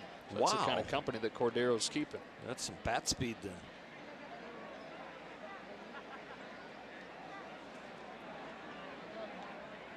At the longest Padres home run since they've been tracking things on StatCast. That goes back 4 years now. Arizona a couple of weeks ago. Buehler strikes him out with a fastball. And 2 away in this 4th. Walker Buehler has done a nice job locating his fastball. That has set up the breaking stuff, and the command of the breaking stuff is what I have been really impressed with so far. Over 50% of the curveballs have landed for strikes, and 6 out of 7 sliders have been strikes. 2 away in the 4th. The rookie Lopez takes ball 1 high. Rafi Lopez wearing number 0. Is that a number? First time in Padres history somebody's worn it. It's a number. It's a digit. It's a lack of number. That's true. You could argue that too. 19th in Major League history to wear it. 2-1. Al Oliver must have wore it. He did. He was a Dodger for a year. He wore it more than anybody. That's a good note by you. Well, it's because I played against him, and I thought it was odd to see it in the batter's box. I'm going to have a chance to get a number 0 out. Now, I wonder if he did it for the same reason Adam Ottavino does it. I don't know. There's the O at the start of his name, Ottavino. He couldn't have names on the back of his jerseys as a kid, so he thought 0 was kind of his initial. A way to have a bit of his name. 3-2. I wonder if there's any kind of connection with Oliver for that. Don't most guys that wear it go with it because they had the last name O? I don't know, have a list in front of me, but I would think that most of the guys would have an O at the beginning of their name.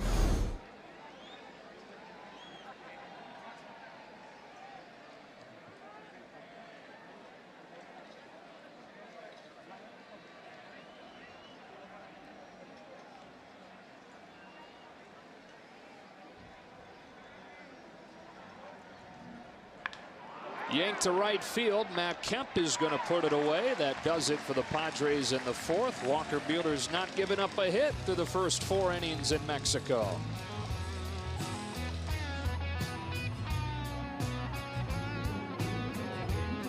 Padres baseball on Sportsnet LA is brought to you by your Southern California Toyota dealers. Your summer starts here at your Toyota dealer. Get incredible deals on a stylish new Corolla.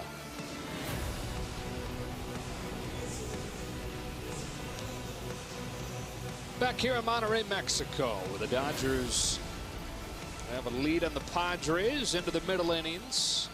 Joe Davis, Or Hershiser, and Alana Rizzo. First of 3 between the teams this weekend. I think it's already a small victory that we've played 4 full innings of this game on a day where it didn't look good to get any of it in.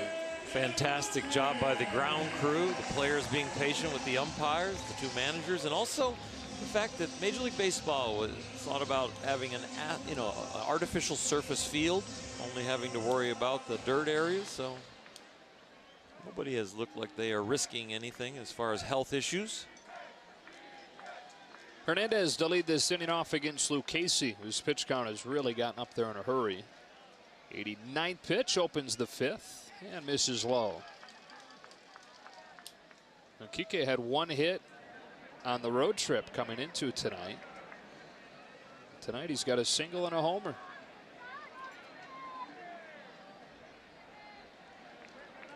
The 1-0. Ball 2.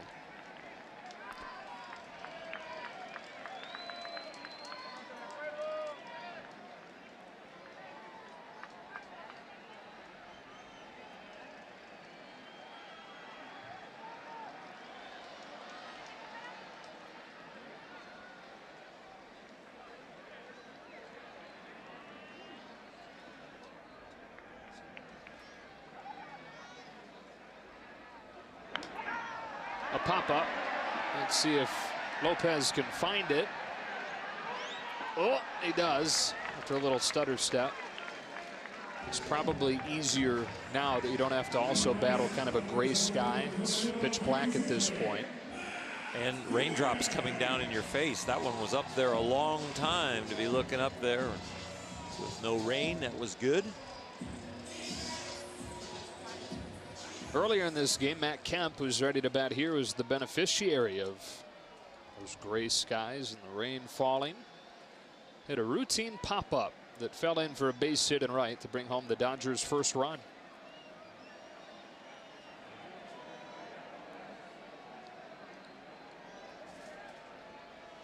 The old Padre takes ball 1. Kemp was traded to San Diego for Yasmani Grandal. After spending his first 9 years with the Dodgers, 1.5 years with the Padres, 1.5 years with the Braves, and then back to the Dodgers this offseason.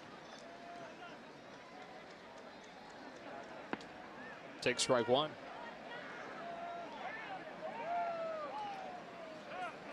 With all the injuries the Dodgers have had, Matt Kemp is an extra pleasant surprise. Not somebody that they have to play, somebody they want to play. The way he has played and helped lead this offense. Rips this one to left field. Cordero's got it. He hasn't been a defensive liability either. He's played well. Solid defense. We haven't seen any bad routes, and we haven't seen a strong arm. And the speed is there. Part of that is he's in much better shape. Part of that is the advanced defensive positioning the Dodgers have. And they think, too, part of that is the buy-in and the want to now that he's on a competitive team. 2 out for Grandal.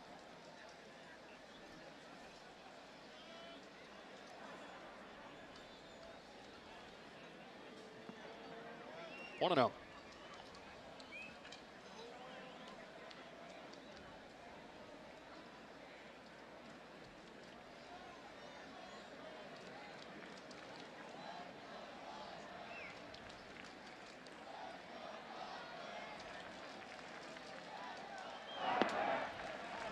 A bit of a rough patch for Grandal. That's kind of corresponded with the rough patch for the team.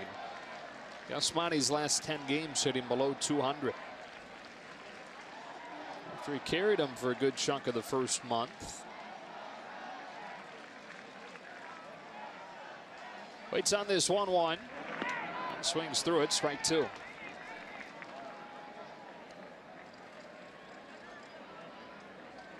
The potential and the production has always been there when he's hit from the left side. Great at hitting the low fastball and elevating it, but the advancement in the offensive skills this year have been from the right side against left-handed pitchers.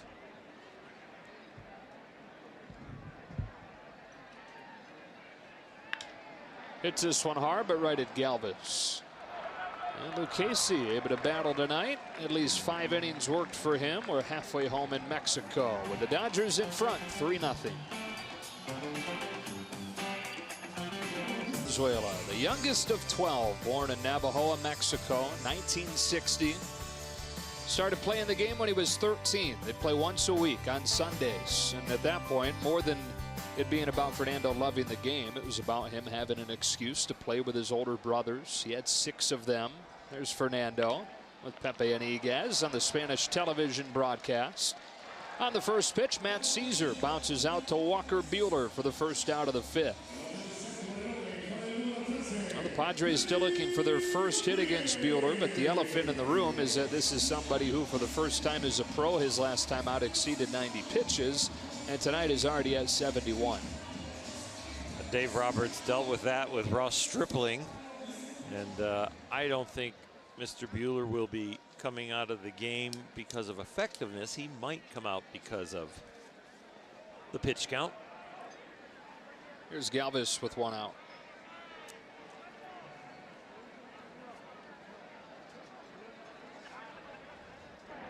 There's been a lot of talk, understandably, about Buehler's role this season, when they can take the leash off and kind of just let him go as part of the rotation and still have innings left over in October. That's the main thing, is lining it all up so he does have enough bullets to contribute at the biggest time.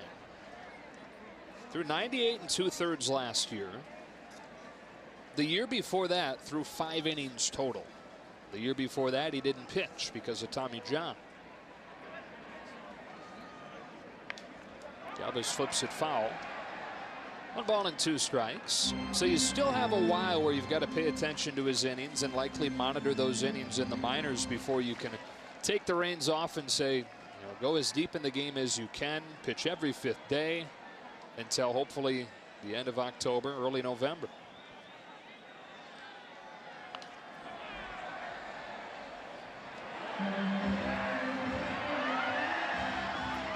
As far as an innings number, it's hard for anybody to put an innings number on it. It's not an exacting science. I'm sorry, Joe. It just, in some ways, sometimes it frustrates me as far as the workloads and in some ways how we baby guys.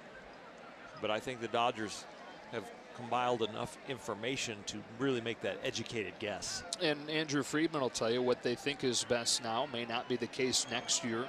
5 years from now, we're going to know a whole lot more about how to take care of the arm than we do now. But all you can do right now is operate based off the information you've collected. And they're doing their best to proceed with all that in mind. I think you are so right, and I think they are right in their approach. But ultimately, you're only as healthy as, you know, your weakest part. And if the weakest part ends up breaking, or the place that you're abusing on a daily basis to do your sport, and you take care of your body as best you can. One of the things I've noticed is, and thinking about through it, is you can't strengthen connective tissue. And so getting stronger and having good solid mechanics, and if you have a delivery that doesn't put as much stress on your arm in certain areas, then it's not stressing that connective tissue, then you got a very good chance. He's got his 7th K of the night as Freddie Galvis sits down, 2 gone in the 5th. Got likely at least another inning in him tonight, assuming that he can get this 3rd out in reasonable fashion. That's a new career high for him. Just misses with ball 1 to Manuel Margot. It's one of those where I think probably the player squaring altered the umpire's judgment.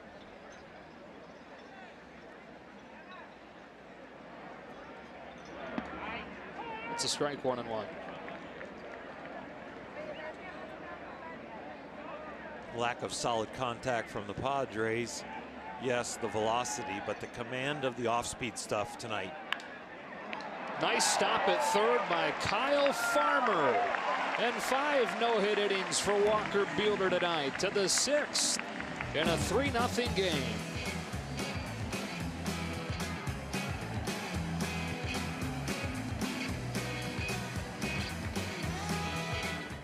Backstage Dodgers, Cody Bellinger retraces his baseball roots at his family home in Arizona. Plus, Bellinger is mic'd up in San Francisco 1 year after his Dodger debut at AT&T Park. Don't miss Backstage Dodgers, presented by Cadillac, right after the game on the post-game show on SportsNet LA. Adam Simber comes on, replacing Joey Lucchesi as we go to the 6th inning. And he's had a good season as part of what has been the biggest strength for San Diego, and that is their bullpen. He's kept his walk total down, and his strikeouts are above his innings pitched, so he has been very effective, and he has a funky delivery. Pinch hitter opens this inning. Chase Utley hitting for Austin Barnes. And taking a tailing fastball for a strike.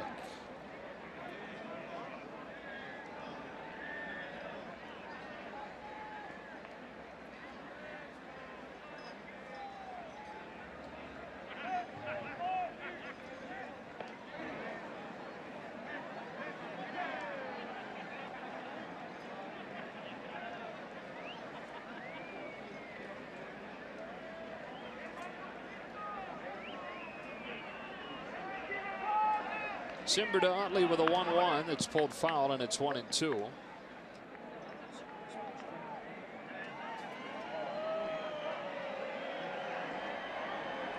Dodgers getting 3 against Lucchesi early. They got 1 in the first before he'd recorded an out. They got back-to-back home runs in the second from Taylor and Hernandez.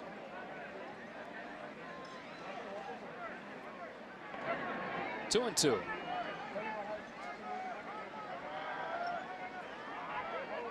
Simber mainly sinker slider, but he will take that, that two-seam fastball and ride it up around the shoulders to change your eye line.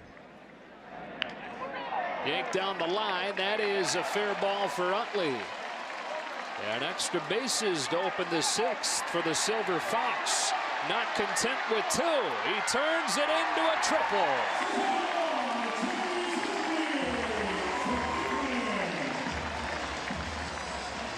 Little bobble down there in the right field corner from Caesar, and Chase Utley with his head on swivel made sure that it was just going to be a double, and when he saw the bobble in the corner, he decided I can continue on. Ended up to be a little bit of a close play, maybe a little bit too close for comfort, but don't put always into your brain that it's a slow track. Kyle Farmer takes ball 1 low. Kyle, who had an error yesterday on a tough hit ball, had one heck of a stop for the final out of the 5th at 3rd. On a 1-0 from Simber. Swing and a miss, 1-1.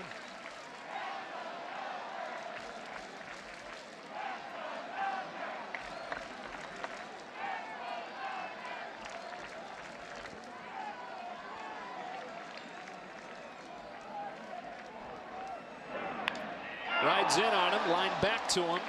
1 out on a nice play from Simber. I don't know if he caught the ball or the ball caught him, but it was well done as far as the reaction time and getting the glove on it.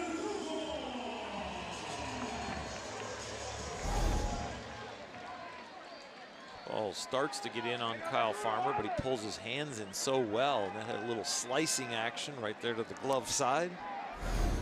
Stanley Cup playoffs going on right now. Glove save and a beaut. Verdugo with a man at 3rd and 1 out. Swings and misses, strike 1. Hard to beat Stanley Cup playoff intensity, isn't it? Yeah. You see both basketball and hockey see the intensity really ratchet up in the playoffs. If you could pick one or the other, what are you going with? Wow. Basketball or hockey? Oh, to watch? Yeah. NBA basketball I would still pick. Would you? I would. In the playoffs, yeah. But NHL hockey in the playoffs is ridiculous as far as the intensity and what they do and the shift changes and the hitting, yeah. But I like to see basketball played at that full intensity of where they're really participating and intense on defense. You really get to see how good they are on offense. And it's that loose defense a little bit because of the schedule in the regular season. It seems like just a shooting contest a lot of times. But when they're playing that up-close defense, pretty good to see the athleticism. 1 ball, 2 strikes on Alex Verdugo with the infield drawn in after Chase Utley's leadoff triple.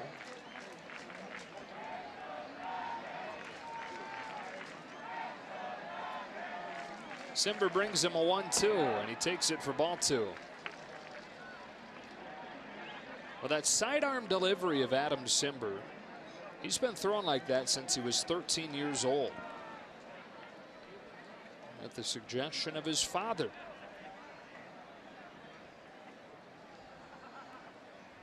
Fires at 2-2. Verdugo fouls it off. At that point, he was a shortstop who happened to have a low arm slot. And he was playing catch with his father one day, just in a park near their home. And his dad said, hey, humor me.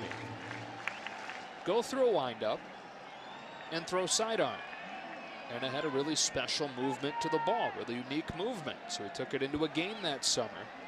Nobody could touch it. And he's stuck with it for the decade since.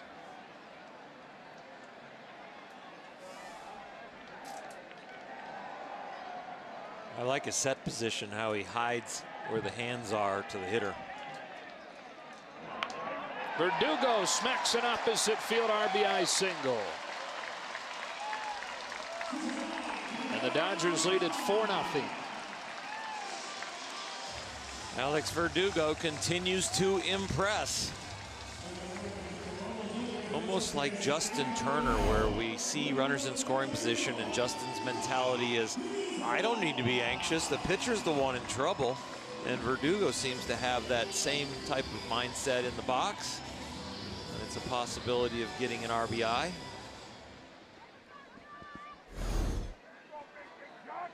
And now Jock Peterson gets his first opportunity of the day with the right-handed pitcher on the mound. Dave Roberts sends Peterson up there for LeCastro.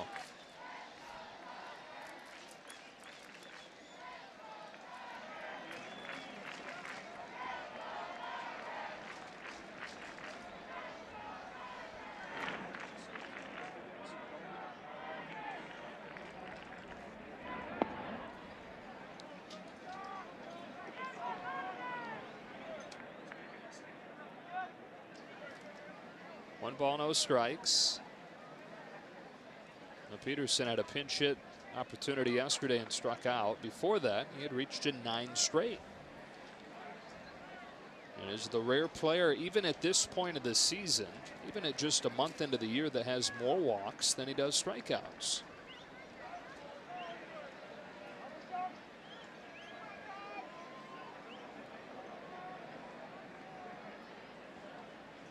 Cimber's 1-0. Ball 2.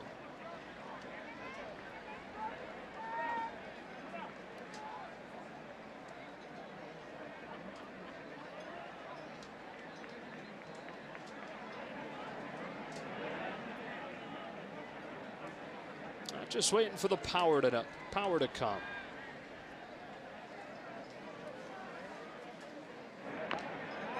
And check swing tapper foul, 2-1.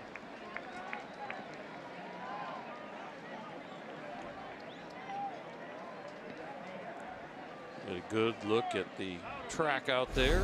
Dry dust. Jock Peterson on that check swing. Padres hoping for that ball to carry him forward, but went gradually back. Kept Jock at the plate.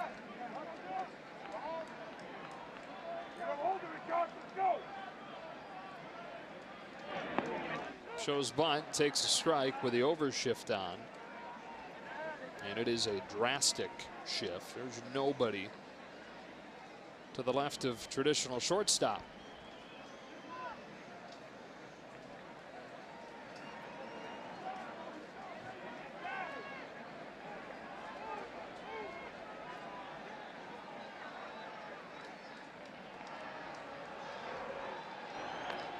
Walker Buehler's on deck and will hit for himself. He's thrown 81 pitches at this point.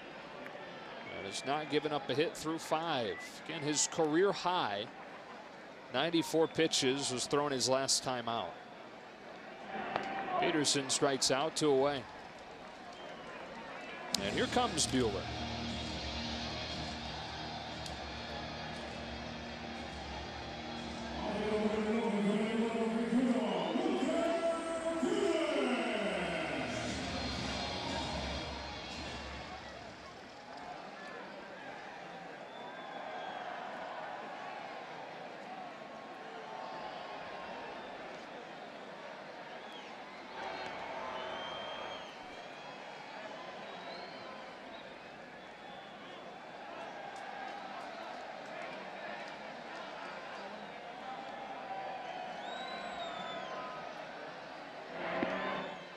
Strike 1.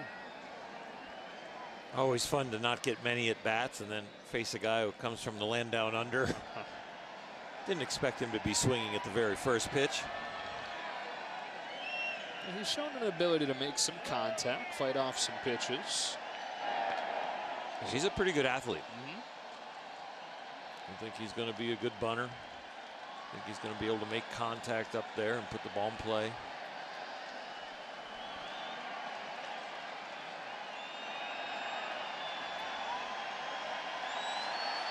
On this 1-1 from Simber, he gets a ball that hits Verdugo, and it robs him of his first major league hit. And so that does it for the Dodgers here in the 6th inning. And Buehler can't believe it. He's got bigger things in mind, though. Headed back to the mound, having not allowed a hit through 5.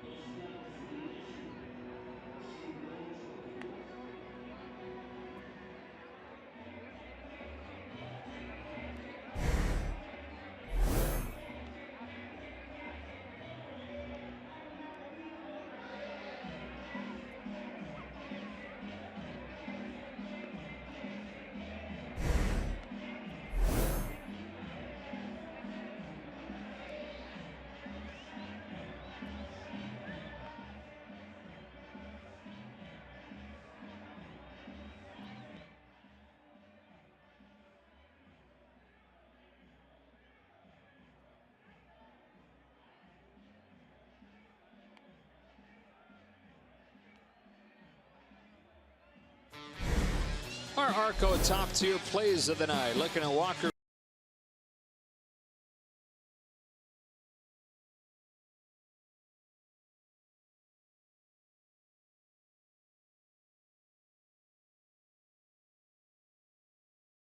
Striking out guys like that and keeping your pitch count down. Everybody knows what great stuff he has. But as the command comes, we're going to continue to see performances like this one. 9-1-2 coming up. Javi Guerra, his major league debut here, takes ball 1 on the 82nd pitch of the night from Buehler.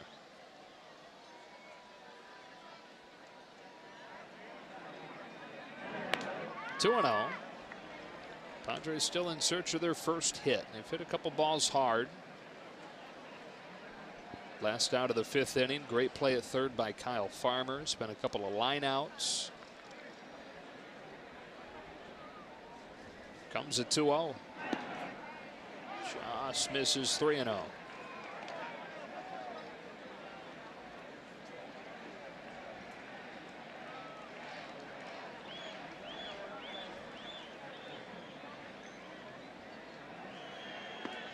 That's a strike. Probably still thinking about it. Could have had my first big league hit. He's got to lock back into pitching. And you say you noticed he asked for the ball, kind of half jokingly. Yeah. He offered 3-2. Catch a break there, but when you can top out at 101 and average around 97 miles an hour, you'll get hitters starting early and hitters counts.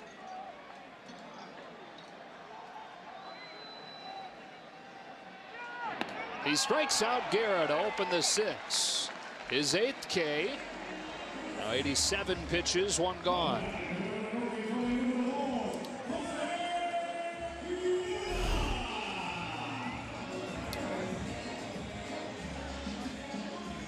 And that is how Javi Guerra is welcomed to the major leagues. 3rd time through the order now, Jose Pereira, who's walked and struck out.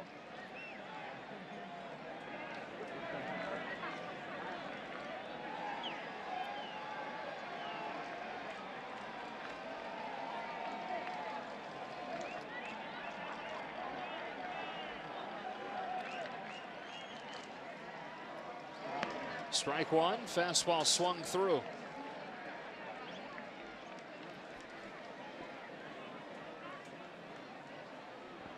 Third major league start for Walker Buehler. And it has been his best. Slider taken for a ball, 1-1.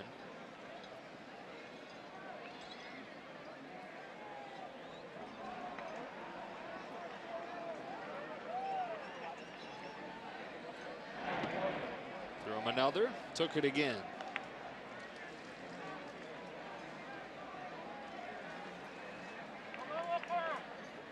Buehler still working with a good tempo. Pereira trying to slow him down a little bit. Steps out, now back in. 91st pitch of the night is a 2-1. And it's bounced gently left side. At short, Chris Taylor throws him out, 2 gone.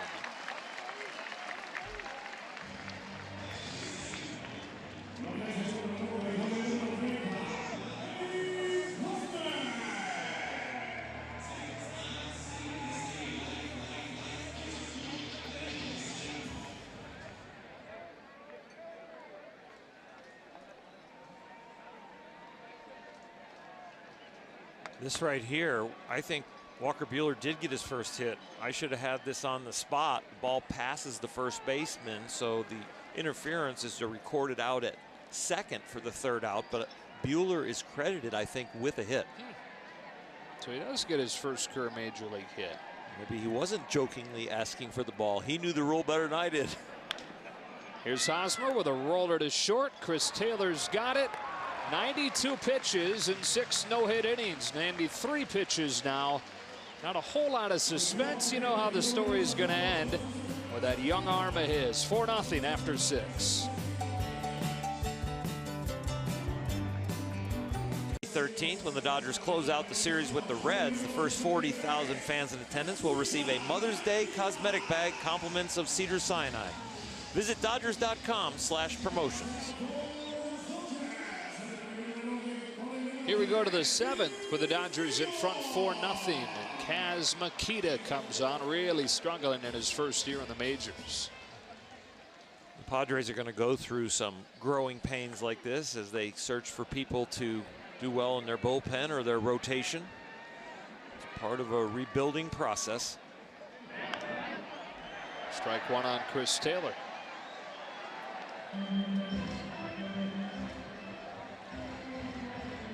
Tony Cingrani, by the way, has started to warm in the Dodger bullpen with Walker Buehler at 93 pitches, 1 shy of his career high. And that's in there for a strike in slow motion, 0-2.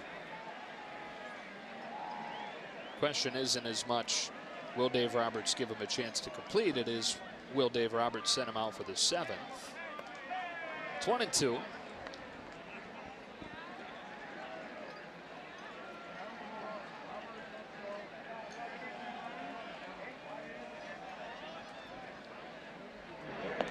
Taylor strikes out swinging for the first out of the 7th.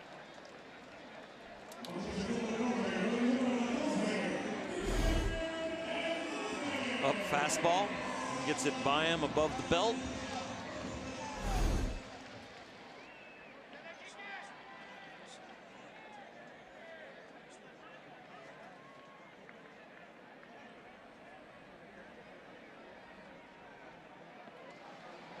First pitch misses up to Kike Hernandez.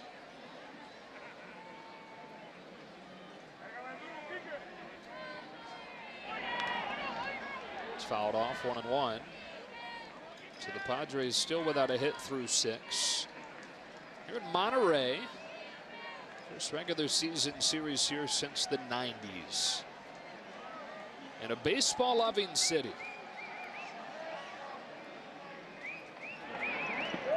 A lot of that goes back actually to a Little League team from here.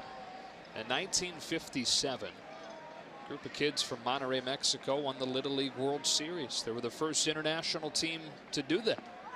Strike 3 on Hernandez, quickly 2 out. Akita's first inning of work. And this is a shot we showed a couple of days ago, but their victory tour after winning in Williamsport began with a stop at Ebbets Field to watch the Dodgers. In the championship game of the Little League World Series, their guy threw a perfect game. Wow. Angel Macias, who's 5 feet tall, 88 pounds. It's a strike on Matt Kemp. And to this day, it is still the only perfect game in Little League World Series championship game history. He had a good breaking ball that day. Yeah. You called that one for ESPN? No, I didn't call it, but I went back and watched it.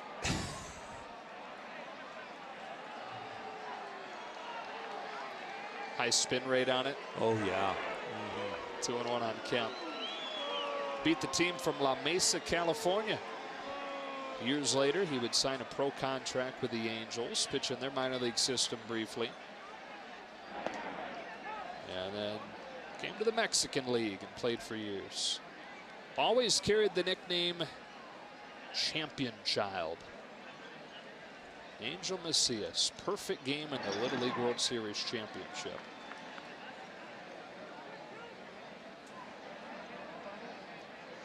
I hope he went back to Williamsport to see it. It's a special place. If you're a huge baseball fan, it has to be on your bucket list. Kemp waits on this, drives it to left center. Cordero's there. And that does it for the Dodgers in the 7th. We stretch. We'll see if Buehler gets another inning or if he hands it off to the bullpen. Innings where he strikes out 8. Got a chance to go 2-0 in his first 3 starts in the big leagues. Been doing that in LA, San Francisco. He's got to do that now in Monterrey, Mexico. He's building quite a resume and a reputation for himself. And with the injuries and Rich Hill and now Ryu, he has filled in admirably and been fantastic. And Tony Cingrani will try and keep things going for the Dodger pitching here, with the Padres still in search of that first hit. Facing the heart of the order with a 4-0 lead in the 7th. Tony has an outstanding fastball and that sweeping slider. And when he has struggled, it was a little bit with the dead arm, and that affected the command and the velocity. And that was really the warning sign that the Dodger staff said all of a sudden there was something wrong with him. He wasn't complaining, but they noticed the velocity dropped down around 90 miles an hour. And they wanted a little visit, and Tony came clean and said, yeah, I need a little help. I need some rest and some therapy. 2 balls, no strikes on Christian Villanueva. So Walker Buehler taken out after the 6 no-hit innings at 93 pitches. And Dave Roberts has had tough decisions before, like when he had to pull Ross Stripling out of his major league debut, like when he pulled Rich Hill out of a perfect game. This one was not particularly difficult. Dave didn't have much of a decision with a prized young arm, having reached the doorstep of his career high. I think that you're so right compared to those other 2. And not that Ross Stripling at the time wasn't a prize arm, but it was not somebody with all the hype around it. Even when Dave did that one, and it was hard for him to do to Ross, Ross's parents saw him the next day in the lobby of the hotel and said, we thank you, sir, for protecting our son's arm. And Ross Stripling has been a very valuable asset to the Los Angeles Dodgers. since that great outing.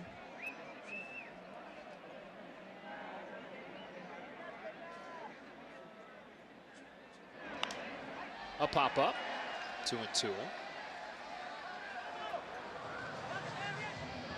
Well, when you start thinking about them trying to get the job done combined, it's happened 12 times in Major League history. Most recently, 2014, 4 pitchers combined for the Phillies against the Braves. Dodgers and Padres have both been on the losing end of a combined effort. That's high, full count. Dodgers in 2012 against the Mariners. They used 6 pitchers that day.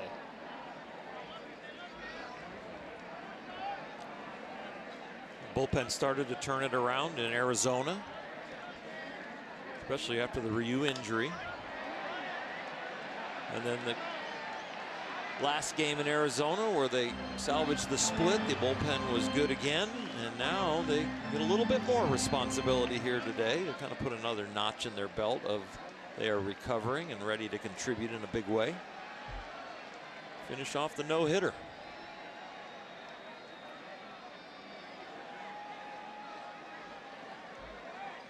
Three-two. Villanueva fouls it again. Now the Dodger bullpen had that stretch where they give up 23 runs in 21 innings, but only 2 runs in that stretch you're talking about over the last 11 1/3. Kenley Jansen putting together a better stretch, pitching 3 consecutive days, so not available tonight.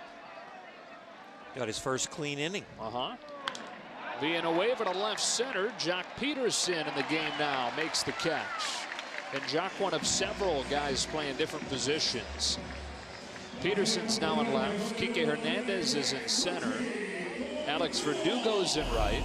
Chase Utley, after pinch hitting for Austin Barnes, has remained in second. And this was a double switch that brought Cingrani in. Cody Bellinger's now at first. Padres have had a few Adam balls tonight that have kept the 0 in the hit column for him. Franchi Cordero takes ball 1 low. What do you think? 7th inning, squaring to bunt. Culturally unsound. Even if it's not part of his game. He has 4 of the hardest hit balls in baseball this year. He can run, though. 1-0 would be a better time that you could do that through the whole game. Oh, we're going to try it twice now. He is one of the fastest players in baseball. So I don't know if that changes the equation at all. I think you play the game if you're the team that's down and getting no hit, and I think you get upset about it if you're the team with the no hitter going. Amazing how I can actually loosen up and say no hitter about 3-4 times in this inning, and I don't even feel bad because now it's just been downgraded to a combined possibility. It certainly does kind of change it changes the levity. It adds levity. It's freeing. 2-2. And different guys have different ways as far as broadcasters of approaching that.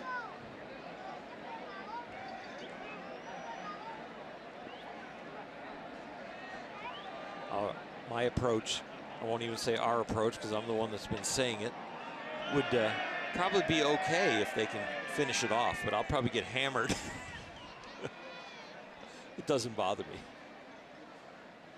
I talked to the one I had that was at a significant level, which was college. I talked about it the whole game to my teammates and everything. Hey, I still got it going. Tries to lay off, and that thing gets him on the hand. Should be ruled a foul ball. Cordero's walking his way down towards first. Home plate umpire John Sampain said, hey, just so you know, you've got to come back here. I heard would, but was it hand first? Was it part of his swing? Yeah.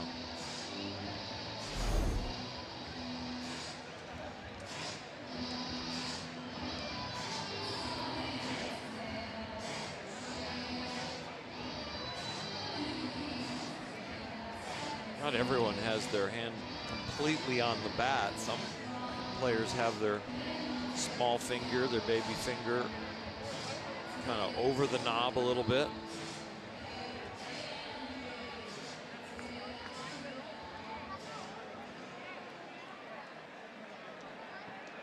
We're going to take a look and listen back in New York, see what they come up with.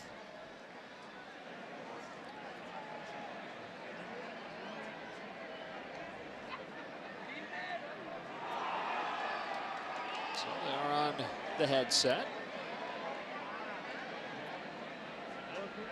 On the topic of jinxing no-hitters, Vin Scully was always a big proponent of, we have a job to do, describing what's happening, responsibility, and to think that what he as a broadcaster was saying could affect these professional athletes on the field, that wasn't something that he was willing to do.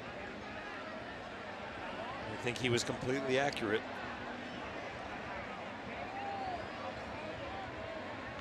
Some of his greatest work, some of those Sandy Koufax no-hitters in the 9th inning of the perfect game, where he's consistently telling you what's going on. You'd hate for somebody to tune in and not realize what they're watching. I cannot remember, but I wouldn't put it by Mr. Scully if he said, tell your neighbors, call them, turn the TV on or get the radio on. Something special is happening. And they've got confirmation from New York that this is a foul ball. Yeah, good look at it there. So still 2 balls, 2 strikes on Cordero. He's got to go back in the box. The impact of the ball on the bat and the vibration can make it feel like it hit you.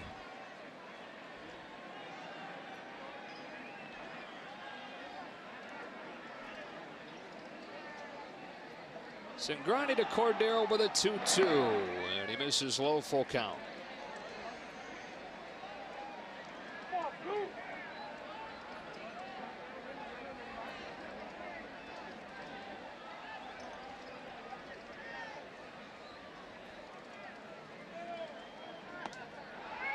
Didn't miss by much, but it is a walk. Padres with a 1-out base runner. Their 4th free pass of the night.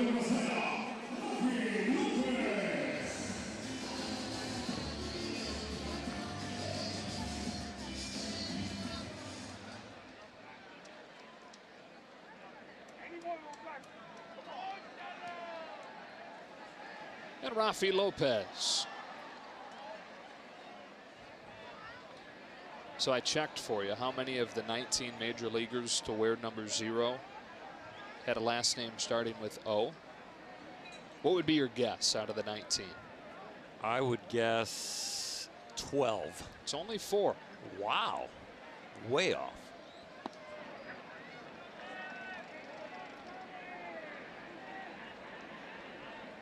Wonder how they all fell in love with the number 0.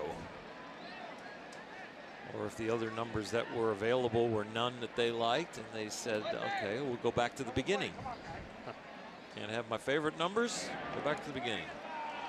With me, it was I had to go up.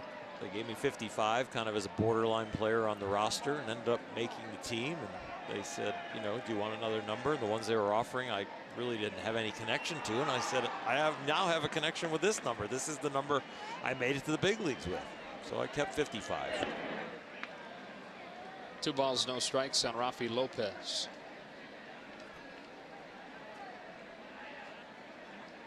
What'd you wear coming up? Or did you have a favorite number as a high schooler? 27 and 15 were my 2 main numbers as I was playing. 3-0.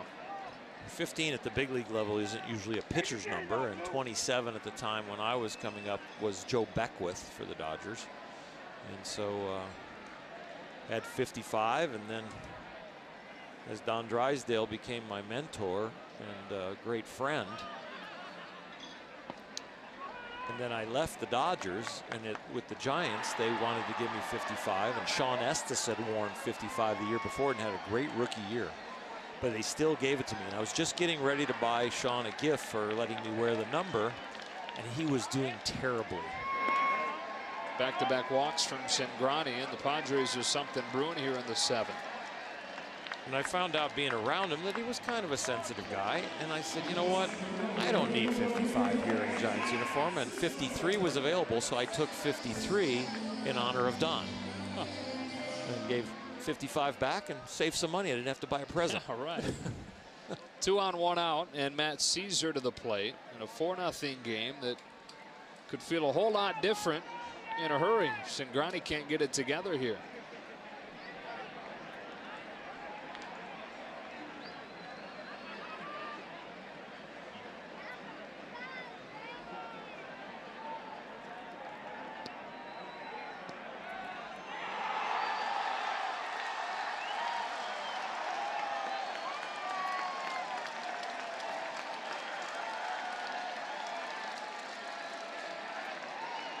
Any idea what the crowd eruption is about? I'm thinking there was a goal in a local soccer team that people are maybe listening on the radio.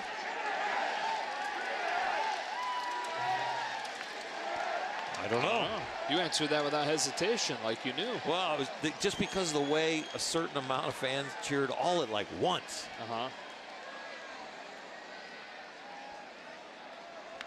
Caesar down the line. It's hooking foul, and it's strike 2.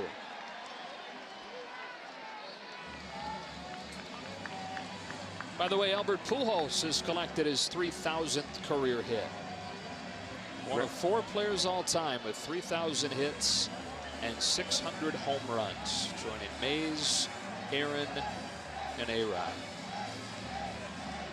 Congratulations to Albert. The machine. Yeah. Remember that old Sports Center commercial where they made him look like an actual machine? Yeah. Robot.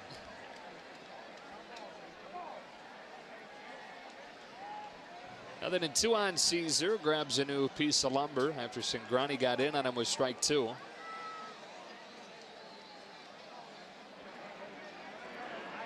Now the 0-2 to the back door for strike 3, and 2 out in the 7th.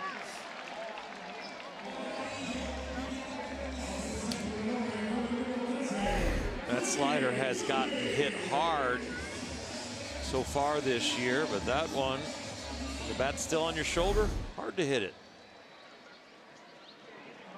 Freddie Galvis now.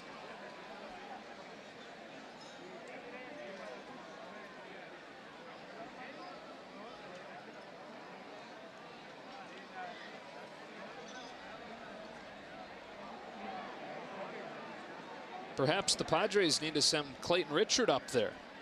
Remember, he had their only hit in a game earlier this season against San Francisco as a pinch hitter.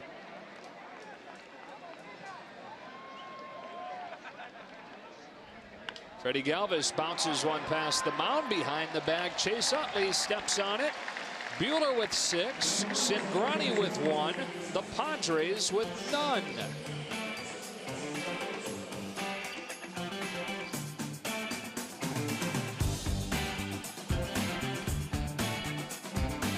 Well, guys, you were talking about earlier that loud roar from the crowd. We know that the Mexican fans love baseball, but they certainly love their soccer. And apparently there was a final game. It was an inter-city matchup between 2 Monterrey teams, 2 Monterrey Mexico teams, the Tigres and the Rayadas. Apparently the Tigres won the bout, so they were pretty happy about that, apparently.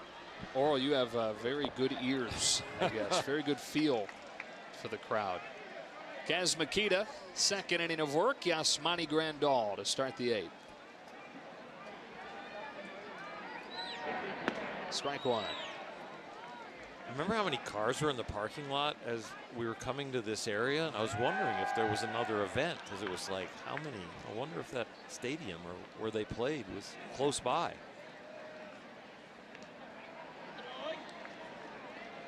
Yeah, it is very close by. There's also a bullfighting ring.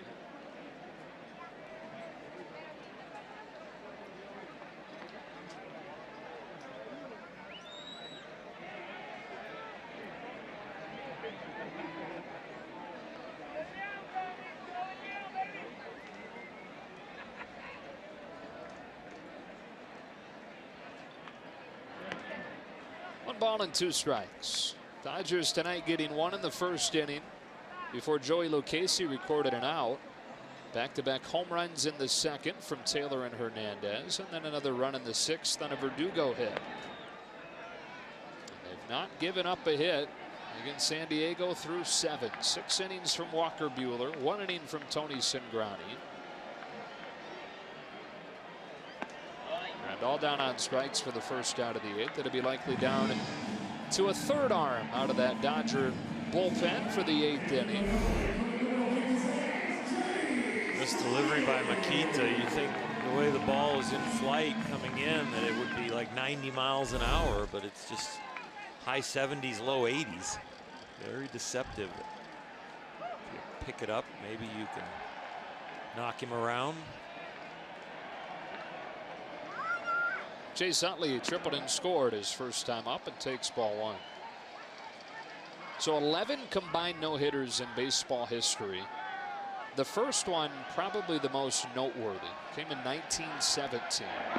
And not the most noteworthy just because it was the first, but this was Red Sox against Senators. Babe Ruth started the game, and after opening the game with a walk, was ejected for arguing balls and strikes. Proceeded to punch the umpire, get thrown out of the building. Ernie Shore comes on. The runner that had reached on the walk was retired on a caught stealing. Shore retired 26 in a row himself. And for a while, it went in the books as a perfect game for Shore. And the rules changed on that over time, and now is looked at as the very first combined no-hitter.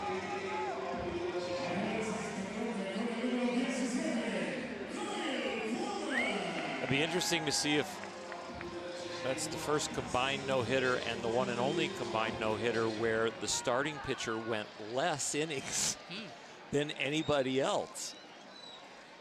You can see a starter going 3 and then, getting hurt, and then they combine with 6 or something out of the bullpen. But 2 pitchers, and one did 99% of the work.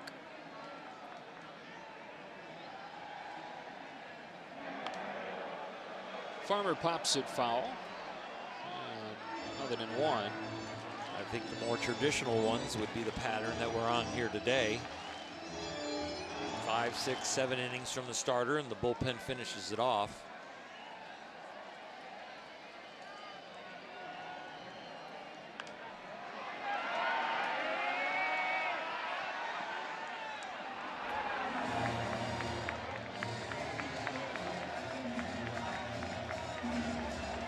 One of the combined no-hitters that only took 2 pitchers actually came from 2 Mexican-born pitchers.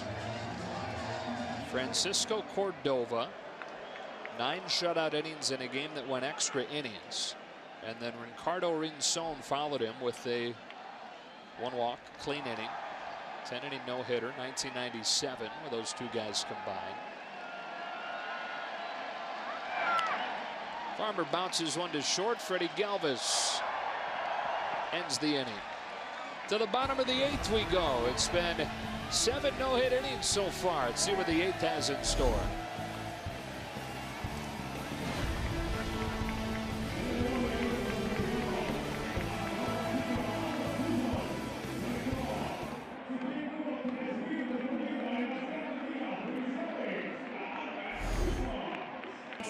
And see the 1988 World Series team before the Dodgers host the Reds at 6:10. If you're one of the first 40,000 fans in attendance, you'll also receive a 60th anniversary cap. It's all part of Alumni Weekend presented by Security Benefit. Visit Dodgers.com/alumni game. Well, for the 8th inning, it'll be Yimi Garcia facing Manuel Margot. Then the pitcher's spot. And then Jose Pereira delivers a fastball for a strike. What'd you think of his first big league appearance in 2 years yesterday? I thought he was unlucky. I thought he threw the ball very well. Had great command, some seeing eye ground balls. And I think there are good things ahead of Yimi. They've taken him through all the paces to get him ready. He was throwing the ball in a fine way in spring training, but just really had not built him up completely with all the different disciplines that you want to see, from short rest to back-to-back days to multiple innings. But on the workload that he was on in spring training, even though it was on scheduled rest and then we'll do a side work and then now back out and all the things that he was put in front of him, he jumped over every hurdle with flying colors. Here's his 1-2 to Margot. Fastball misses just by a touch. And it's 2-2.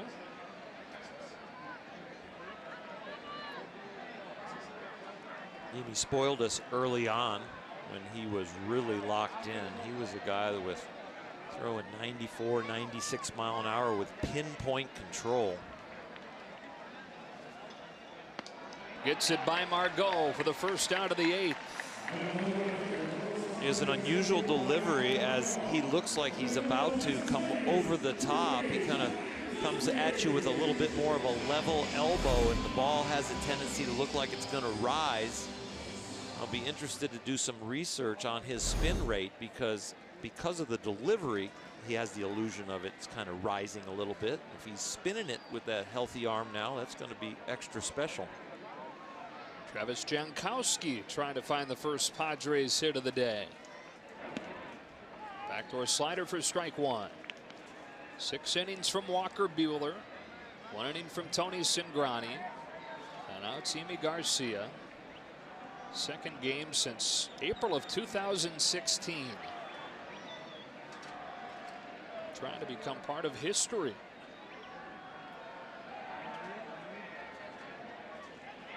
On the night that fittingly started with Fernando Valenzuela throwing the first pitch.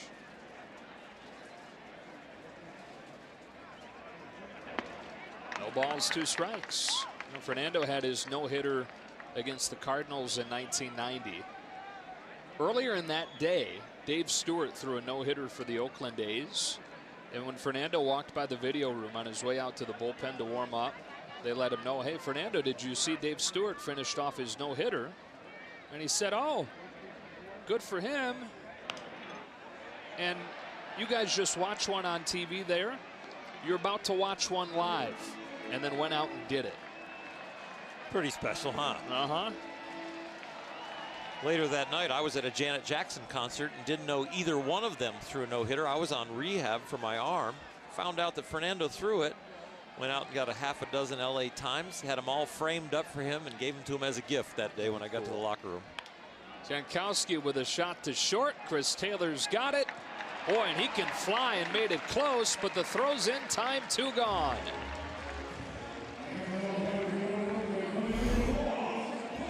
This is getting exciting. I know it's a combined no-hitter and there may be a little less thrill in it because we're not rooting for one individual. But I'll tell you what, this is quite an accomplishment, something very rare in baseball that we've got a chance to see. Going to have to go through the top of the order one more time. Here's Jose Pereira, who is 0 for 2 with a walk. Here comes Garcia. Nice slider at the knees for strike 1.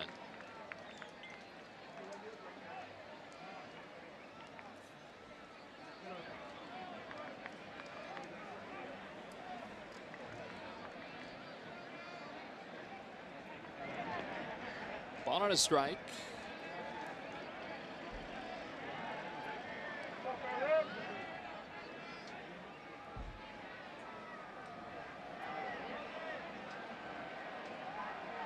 Padres are on the losing end of a combined no-hitter 1991 against the Atlanta Braves, a 1-0 loss.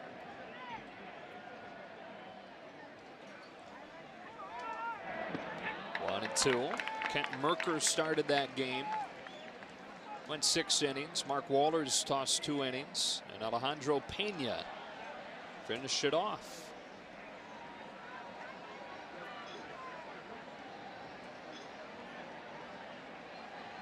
Able to get that combined no-hitter, even though Kirby Puckett had 4 at-bats during the game. Weren't many days where Kirby didn't have a hit. Garcia's 1-2. Pereira sprays it foul.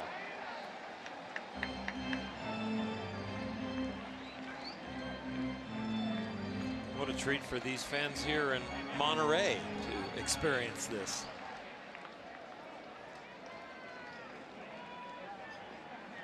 Get extra memorable for everybody. The 2 teams, fans.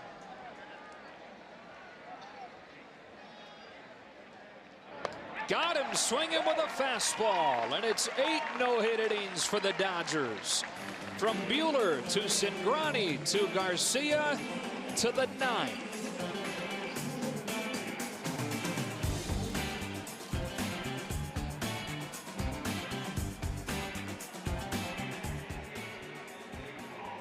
Hitting the Padres 7-0. Very good arm. Pretty devastating breaking ball when he gets it down. Throwing the ball very well. Right now, the Dodgers focus, yeah, maybe a little more offense, but I think it's a little bit more focus on 3 outs before giving up a hit. Alex Verdugo to lead off the 9th for the Dodgers, having driven in their latest run with an RBI single in the 6th.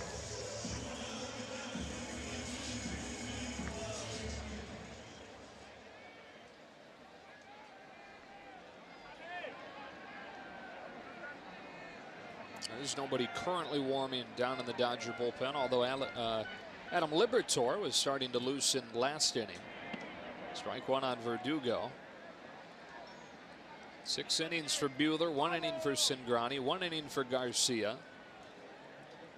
And it will likely be 4 Dodgers that will attempt to combine to throw a no-hitter tonight.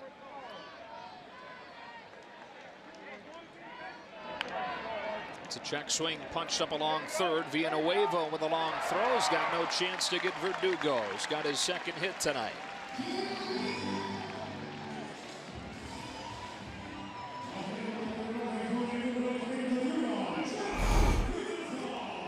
Usually the opposite when a ball's hit this weakly. Pitcher is glad and the hitter is frustrated, but in this one, in that position, the hitter is glad and the pitcher is frustrated. Jock Peterson to bat with a man on and nobody out, trying to add insurance here in the 9th inning. Dodgers in search of a 3rd consecutive win after losing 7 of 8.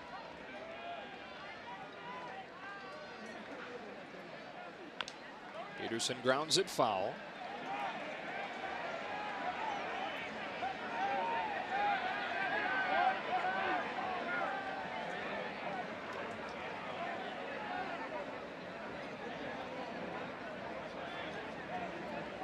Whoever it is in the 9th inning for the Dodgers, they'll have to earn it. Hosmer, Villanueva, Cordero, the do-ups.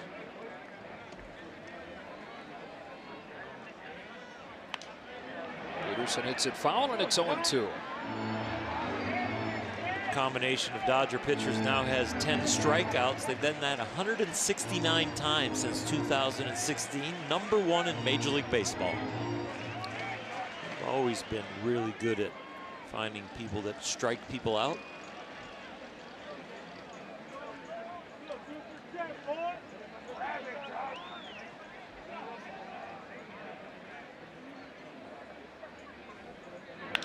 Peterson turns on it. High drive right center field, and it'll die into the glove of Margot.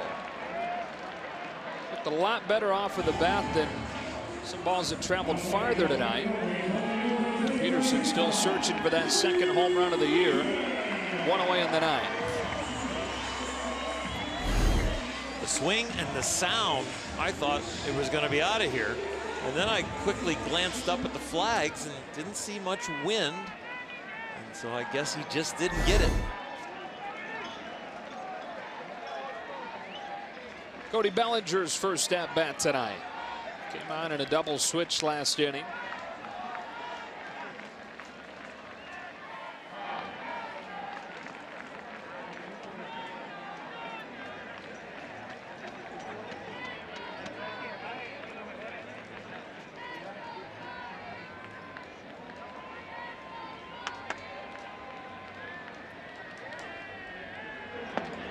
Bellinger swings and misses for a strike. Now the Padres, the only franchise without a single no-hitter. Between Brooklyn and LA, they've thrown 22.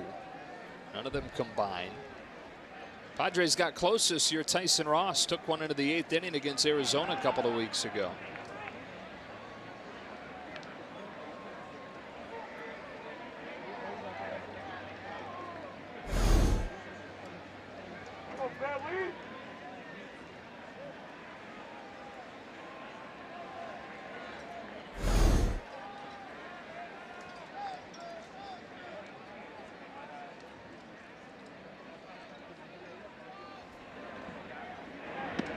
It's inside on Bellinger, 2-1.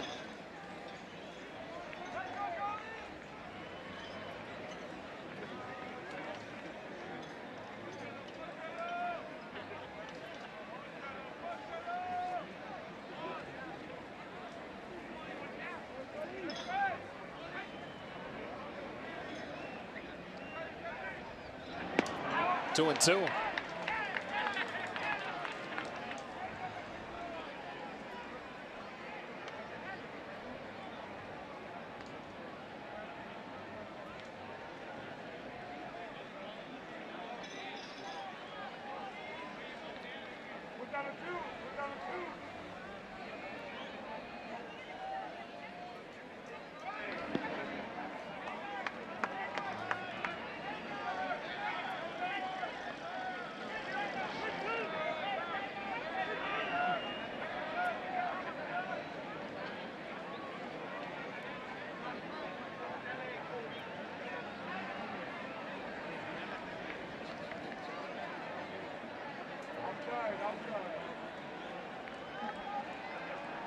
The payoff to Bellinger. Verdugo runs, and Bellinger hits a teardrop over the mound. Galvis with a nice play to get him. 2 gone.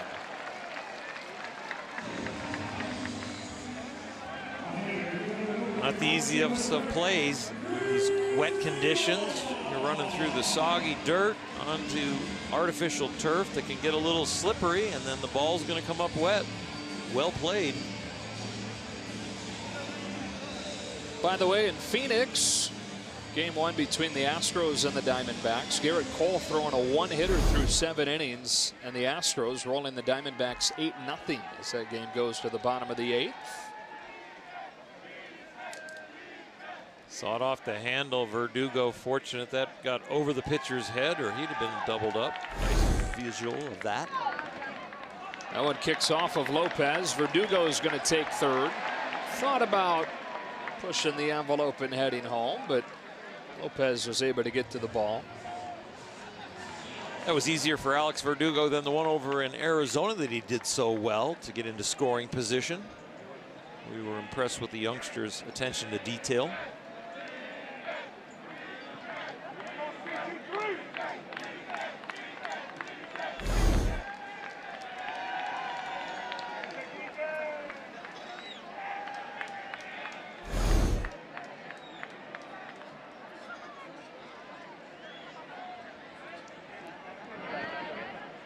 Two balls and no strikes. Chris Taylor drove a home run earlier tonight.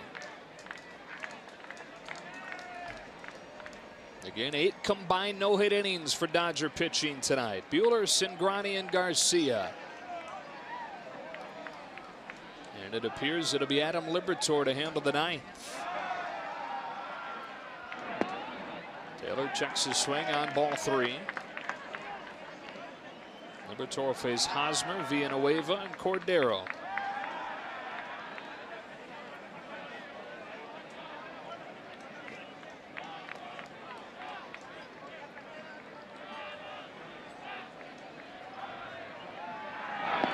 Going to be an interesting set of emotions in that Dodger dugout, and really for the whole roster, with the exception of Adam Liberatore, you'd think, where you have the excitement without the normally associated tension that comes with it.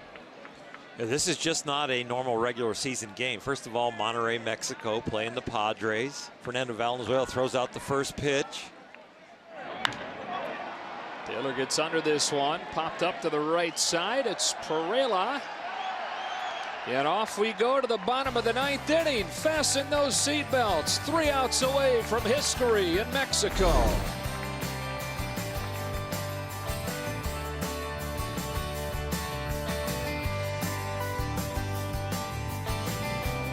Cingrani to Garcia, combining for 8 no-hit innings in this one. 10 strikeouts combined. It's been an outstanding evening from the Dodger pitching staff. Some nice flashing of the leather in left field on a few lineouts. Kyle Farmer pitched in with a nice play at third base. They have done a fine job shutting down this San Diego Padre lineup. Adam Liberatore will try and be the 4th and final to do it.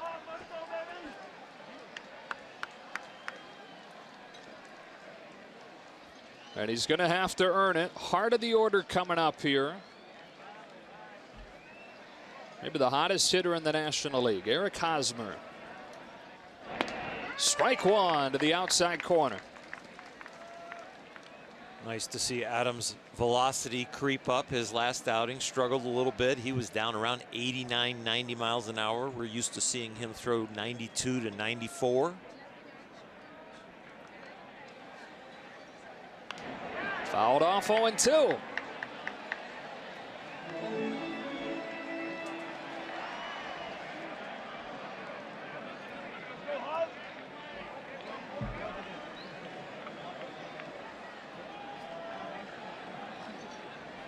Villanueva and Cordero to follow Hosmer. Liberatore is ready. 0-2. Popped foul.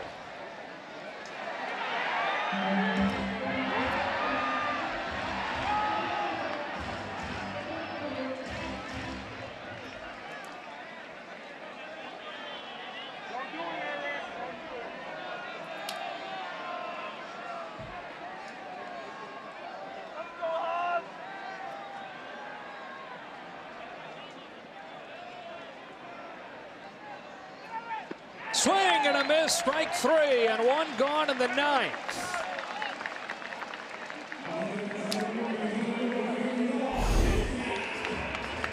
Five 3-up, 3-down innings for the Dodgers in this possible no-hit bid. Adam Liberatore starts the ninth off right. And now it's Villanueva. All on the top step there in that Dodger dugout. The lone Mexican-born player on these two rosters takes ball one.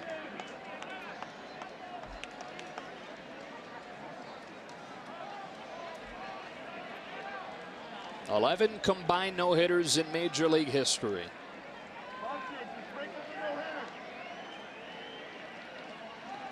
Liberatore's 1-0. Acute shot foul. It's 1-1. Dodgers have 22 no-hitters in franchise history. None of those combined.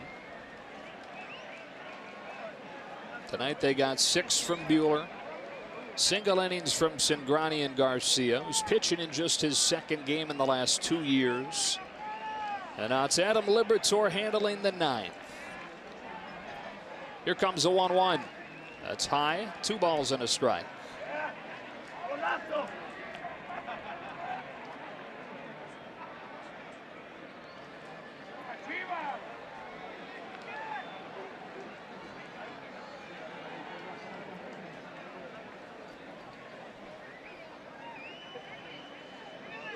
Here comes Liberatore. He misses ball 3. And it's kind of odd being in a neutral site for it, where you don't have either a home crowd living and dying with every pitch or the anxiety of a visiting team. A 3-1. Strike 2. 3-1 changeup. Not just giving in.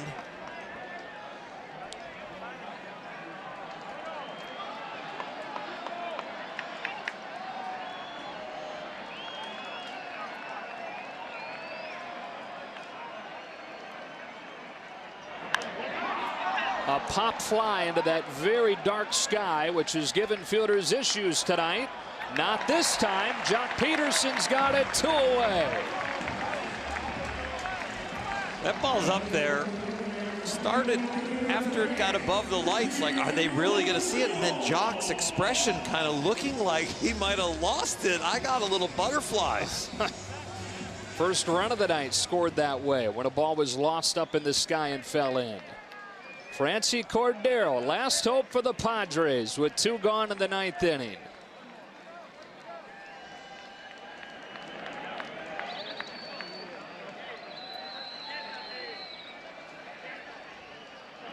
Upstairs, ball 1. Longtime Dodger photographer John Suhu probably already planning, if they can finish this off, how he's going to get a group shot of the 4 guys.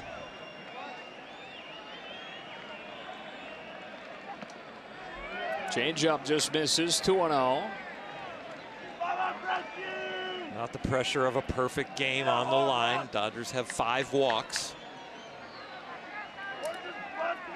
And it would be a nice feather in the cap of everybody in the organization, especially the pitching department headed by Rick Honeycutt.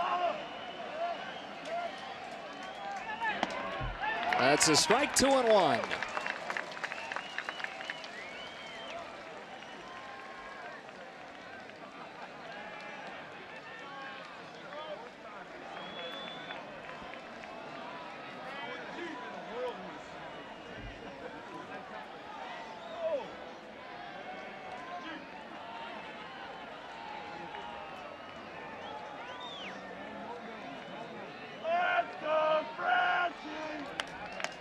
Liberatore's ready to go. Here he comes with a 2-1. Swing and a miss. He's a strike away.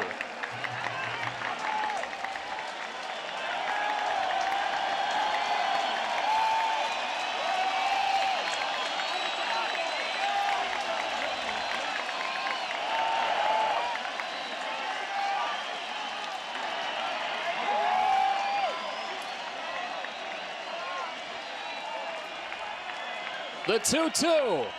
He struck him out. The Dodgers have thrown a combined no-hitter on a night where Fernando Valenzuela throws out the ceremonial first pitch. Monterrey, Mexico can throw its sombrero to the sky. It's a fantastic accomplishment. You can see this is just more than just high fives for a W. There are hugs going down the line. Yasmani Grandal behind the plate. 4 brilliant pitchers on the mound tonight. Buehler, Cingrani, Yimi Garcia, and Liberatore. They threw 143 pitches, 91 for strikes, and nobody got a hit. Adam Liberatore finishes it off after Buehler goes the 6 innings. Cingrani goes 1. Garcia goes 1. Had the fireworks ready for regardless of what happened tonight.